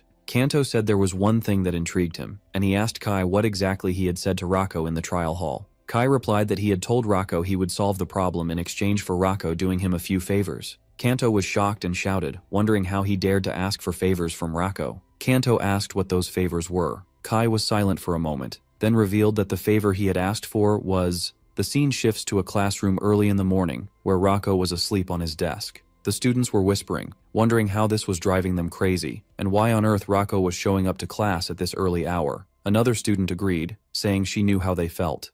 Rako suddenly woke up to find Kai standing in front of him. Kanto was still shocked by his presence in the class, so Kai reminded him that promises must be kept. The scene flashes back to their conversation during the trial, where Kai's request was for Rako to attend classes seriously. Rako was dumbfounded by this request. Kai explained to him that this suicide incident happened because of the exorbitant tuition fees and that if Rako had any conscience, he should attend every single time. Back in the classroom, Kanto was still whispering to Kai that he couldn't believe Rako was actually keeping his promise, and complained that they were now forced to come early because of him. Kanto let out a soft laugh, so Rako lost his temper and hit Kanto on the head with a book, which startled Kanto. Rako pointed his finger at him and threatened that if he laughed again, he would be dead. Kanto froze in terror. At that moment, Kai reached his seat and thanked Rako for keeping his promise. Rako looked at him with disdain, thinking to himself that he had expected a huge request, but Kai was just a weirdo. He wondered what benefit Kai got from him attending class. Rako sat down, thinking that this kind of commitment was extremely annoying and exhausting. But still, he admitted to himself that Kai had indeed helped him, so he figured he could play along with him for a while. As Kai was walking down one of the academy's corridors, he noticed a commotion in the hall. When he stopped, someone appeared behind Kai, and suddenly that person hit him on the head. Kai groaned and asked angrily why he hit him as soon as he saw him. Shanos appeared before him, calling Kai's name. Shanos yelled at him, calling him a bastard, and accusing him of causing all sorts of trouble now. He asked if he was doing all this just to mess with him. Kai denied it, which infuriated Shanos, who wondered about the reason for his actions, reminding him that he knew full well how dangerous it was to interfere with the duties of Grim Reapers. Kai replied calmly that he didn't remember interfering with any Reaper's duties, and that all he did was act from a human perspective and do only what any human could do. Shanos hit Kai on the head again, making Kai groan and ask why he kept hitting him. Shanos replied that he was annoying, and described him as having been annoying as a Grim Reaper, and having become worse as a human. At that moment, they were interrupted by Kanto's voice calling for Kai, and asking what he was doing there. Shanos immediately disappeared. Kanto looked around and asked if someone else was with him, because he thought he saw another shadow. Kai replied that it said this place is haunted. Kanto freaked out, so Kai suggested they leave. As they were walking away, the invisible Shanos was fuming with rage because Kai had described him as a ghost. As they walked, Kanto mentioned that he had heard some guests were coming, and that the academy seemed to be in chaos, and asked Kai if he knew why. Kanto explained that the atmosphere at the academy had been gloomy since the incident with the scholarship students. To change this mood, the administration decided to hold an inauguration ceremony for the new headmaster as a sort of festival. Kai simply said he understood. They arrived at a hall where students were working on festival preparations. A female student shouted, asking them why they were late, asserting that they were short on helping hands. Kanto asked in confusion if their class was assigned a task. The student reminded him that they were responsible for making a statue for the hall, and that she had told him that before. Kanto began to grumble, wondering how they were supposed to make something so difficult and wishing they had chosen another task. But the student ordered him to stop complaining and start working. Rako was lying on a nearby bench, so Kai asked him if he intended to help. Kai approached Rako, who asked him why he should do that. Kai reminded him that this event was considered a type of class. Kanto was watching the scene from afar and commented to himself that Rako was still listening to Cien's requests, and that this was truly unexpected. Kanto laughed silently, so Rako threw a coin that hit Kanto hard on the head. Kanto shouted that throwing coins was going too far. Kanto froze when Rako asked him in a menacing tone who had given him permission to laugh. The female student also commented that throwing coins was dangerous. Kai intervened, saying there was something that had been puzzling him for a while, and he asked what these statues were supposed to be. The students answered together hesitantly with words like agony, pain, love. Kai replied, asserting that those names were wonderful, and his classmates asked if that was really true. But in the next moment, the students collapsed when they realized Kai only meant the titles, and that their sculptures were truly failures. Kai looked at them coolly and asked them again what exactly they were trying to make. They replied with the same words, agony, pain, and love. When Kai turned to leave, a student jumped behind him, shouting that he was just kidding, and begged him not to go. The student continued to plead, explaining that they were genuinely short on helping hands and begged him to help them. Later, Kanto was standing in awe before a huge and masterfully crafted statue, commenting that this was what Kai made after the class asked him for help. The statue depicted a complex and lifelike scene. Other students commented that the quality of the work was insane, and that they had never seen a statue with such vitality. Kanto looked at Kai and asked him if there was anything he couldn't do. Kai told him that it was time for the ceremony to begin. Kanto agreed, saying they should head inside as well. They entered the grand hall, which was decorated and crowded with guests. Kanto looked around, mesmerized, and commented that this scene was unbelievable. Kanto pointed out that nobles and dignitaries from all over the country and even members of the royal family were present, and that every important figure was there. But Kai was looking in another direction, thinking that he was surprised to see Rako here first. The announcer, the new professor, stood on a balcony, thanked everyone for waiting, and announced the start of the inauguration ceremony. The announcer continued his speech, declaring that he would now introduce the newly appointed headmaster of Gotha Academy, Lord Taylor Rubison. The audience was completely shocked, and someone shouted, wondering if that was Taylor, expressing his disbelief. Kanto expressed his shock, saying, "Oh my God!" He looked at Kai in confusion and asked if he knew this person. Kanto turned to Kai in amazement, wondering how he could not know who Lord Taylor was. Kanto enthusiastically explained that Taylor was the former head of the Sage's Tower, the person who is said to hold all the knowledge in the world. Kai showed no reaction. Kanto felt frustrated and muttered, wondering why he bothered explaining, adding that Taylor is still nicknamed the Sage of Sages. Kanto added that he had only heard rumors about him and had never seen him in person before, and he wondered what he would look like. At that moment, footsteps began to approach on the balcony. Kanto turned. The new headmaster appeared. Kai stared at the man who appeared, and thought to himself that that person was. Kanto continues speaking, explaining that he only heard rumors about the new headmaster and doesn't know what he looks like, wondering about his nature. Kai looks on in confusion, and thinks to himself that that person is. Kanto notices Kai's astonishment and asks him if this man looks familiar to him, and asks him to imagine him in older, shabbier clothes. Kanto suddenly screams in shock, wondering if this is the old man they met at the tavern. He admits that he had a hunch he wasn't just an ordinary old man, but he never imagined he could be the head of the Sage's Tower. On the balcony, the new headmaster, Taylor, greets them, expressing his thanks to those who called an old man like him to work. He tells the students that if they face any difficulties, they can come find him, as he always welcomes chatting with young people. Meanwhile, Rako was upset, thinking that he wouldn't be able to drink that alcohol, at the tavern, anymore. Kai notices that Rako already knew the headmaster's identity, as he isn't surprised at all. Suddenly, a new voice is heard apologizing for being late. Kanto wonders who is arriving, while Kai recognizes the voice in shock. The arriving man apologizes again for the delay, and Headmaster Taylor welcomes him, assuring him it's all right. He then addresses him by his official title, His Highness, Prince Edith. The attendees are astonished, disbelieving that Prince Edith of the Chezarus Empire has attended in person. Kanto looks at him with admiration, thinking that this is the first time he has seen Prince Edith, but he turns to find Kai and Rako crouching on the floor, and asks them in confusion what they are doing. Kai was trying to hide, wondering if the prince's position was so comfortable that it allowed him to attend such events, and worrying that Prince Edith might resent him for leaving for the academy without informing him. Then he suddenly realizes that Kanto said, "2." He turns to find Rako crouching beside him, also in a hiding position. He asks Rako in confusion what he is doing. Rako thinks that it's best to avoid troublesome things, referring to the prince. Kai agrees with him for a strange reason, and decides that in that case, Kai and Rako dash towards the exit, leaving Kanto in shock. Kanto yells after them, asking where they are going, and reminding them that the ceremony is still ongoing. Kanto finds himself alone amidst the stares of the attendees, thinking how rude they are. He tries to catch up to them, wondering about the reason for their sudden departure, and asking them to let him in on it. Rako was watching Edith as he left, thinking to himself that even his exit is loud and chaotic. Rako sits on the roof of a building, commenting that the prince lives, thinking he is the best. Headmaster Taylor asks him if he's sure he isn't just jealous of him. Rako asks sharply about Taylor's sudden use of polite language.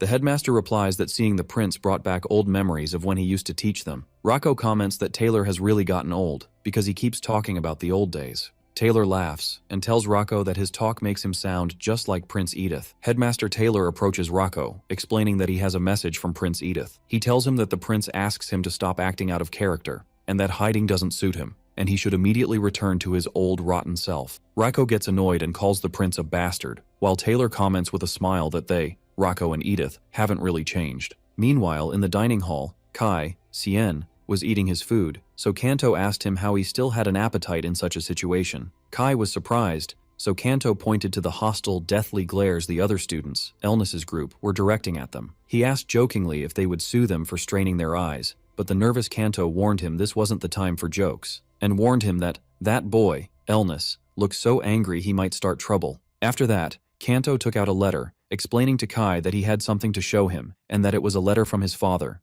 The letter contained worrying news about Gloomy, as his father mentioned that something had happened to her. It seems she was terrified of something recently to the point that she could no longer live her life normally. Kanto wondered what could frighten her to this extent, while Kai replied that he didn't know. He decided they must go see her themselves, and Kanto agreed. The latter felt responsible because he was the one who sent her there, and that if something was wrong, he had to check. He stood up to go get an exit permit for them. Kai noticed that Rocco didn't get up with him, so he asked him why he was still sitting and told him he had to come with them. At this, Rocco, who was sitting with them, objected, shouting, "And why me?" The scene flashes back a little, to a previous conversation, showing Kai reminding Rocco that accompanying him was one of the conditions of their deal, for help in the trial, despite Rocco's protest that coming here was enough. He lists the conditions, jokingly, like sleeping in his room and eating meals together, which drove Rocco to scream, denouncing the number of these conditions. Returning to the present, Rocco yells that this trip has nothing to do with those conditions, and demands they leave him alone, wondering why he should get involved in something that doesn't concern him. Kai confronts him, surprised how he can say it doesn't concern him. He reminds him that Gloomy is the one who helped clear his name more than anyone else, and explained that she gave that difficult testimony in front of everyone for his sake, and that this is the reason that forced her to leave the academy. He continues that she is in trouble now, and that if Rocco had an ounce of conscience or humanity, he couldn't pretend it doesn't concern him.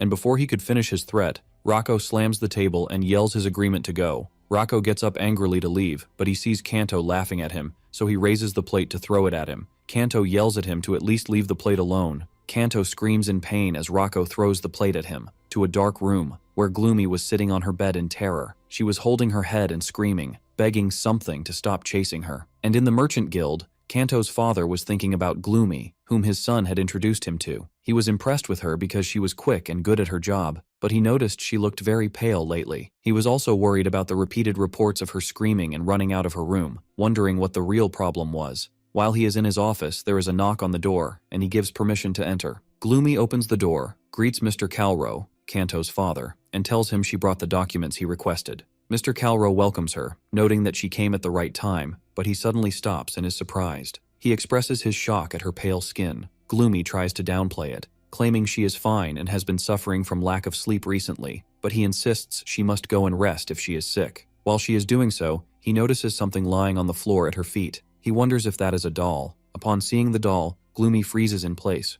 wondering in terror how it could be here. She breaks down, screaming that she is sure she burned it. He is stunned by her reaction, and as she falls unconscious to the floor, Calro screams her name. The next morning, as he wonders who is knocking on the door at this early hour, he finds his son Kanto, accompanied by Rocco and Kai, Cien, announcing his arrival. His father asks him about the identity of the two young men with him, and Kanto replies that they are his friends, and that they also know Gloomy and came with him when they heard the news. He welcomes them and invites them in. As they walk, Calro tells his son that Gloomy suddenly lost consciousness and collapsed yesterday. When Kanto asked him the reason, he replied that he doesn't know either. He leads them to her room, explaining that he put her in bed to rest. He knocks on the door and asks if she is still sleeping, and wonders if she hasn't woken up yet. He decides to enter, announcing that he will just go in for a moment, and opens the door to find the room dark and gloomy lying on the bed. Kai asks the others to let him enter for a moment, and steps towards the bed where Gloomy is lying motionless. He kneels beside her and holds her wrist. Kanto asks him worriedly what is happening and if Gloomy is sick. He tells him in a serious tone that he cannot find her pulse. Kanto is deeply shocked. Later in a cemetery, the four, Calro, Kanto, Rocco, and Kai, sit on a bench, bewildered. Kanto was holding his head in despair, wondering what the hell happened. Calro explains that the healer mentioned her body was extremely weak and that she suffered a heart attack. He adds that the severe psychological shock she experienced is what likely caused her heart to stop. Kai then turns to Calro, asking him to confirm what happened yesterday, that Gloomy fainted after seeing a doll, and asks where that doll is now. He replies that he isn't sure, as he remembers seeing it in the corner of the room when he left after putting Gloomy to bed, suggesting one of the staff members put it there. Kai comments that this is strange, because he didn't see any doll in the room when he checked it. Mr. Calro agrees that it is strange, as he also doesn't think the doll was there today. Kai tells him they have to return to the academy now, but asks Mr. Calro to contact them if he finds that doll, which Calro agreed to. And as they were on their way back, Kai was thinking to himself that the matter of that doll truly bothers him. As he reached the academy gate, someone suddenly called out to him. It was Mr. Telshin, the swordsmanship professor, running towards him enthusiastically, announcing that he came at the perfect time and that it was good he waited for him. Kai was surprised and asked who he was. Kanto, who was present, explained to him that this is the swordsmanship professor and that he doesn't know him because he hasn't attended his class yet. Professor Telsian enthusiastically grabbed Kai's hands and asked him about his relationship with that man and how he knows him. Before the surprised Kai could answer, the professor interrupted him, saying this wasn't the time, and asked him to follow him, pulling him along. Kanto and Rocco were watching the scene. Kanto wondered what would make a professor act this way, while Rocco asked him if Kai had caused another problem. Kanto seemed excited, so he and Rocco decided to follow them. The two sped off after Kai and the professor. Professor Telsian arrived at the training ground panting, announcing to the person standing there that he had brought Kai with him. Kai wondered about the reason for this commotion, before recognizing the person standing in front of him. Kai was surprised to see Jiran. Jiran greeted Kai, noting that it had been a while. He asked him the reason for his coming here. Jiran hesitated, explaining that it was a bit difficult to talk about the matter in this place, while Kanto and Rocco were eavesdropping. Professor Telsian noticed them, and assured Mr. Jiran that he would get rid of them so they could talk comfortably. Despite Kanto's protest that he was curious, the professor dragged them away. After they left, Kai asked Jiran again about the matter. Jiran told him that it was about Abli village. He asked him seriously if he had come to take the poison. Jiran denied it,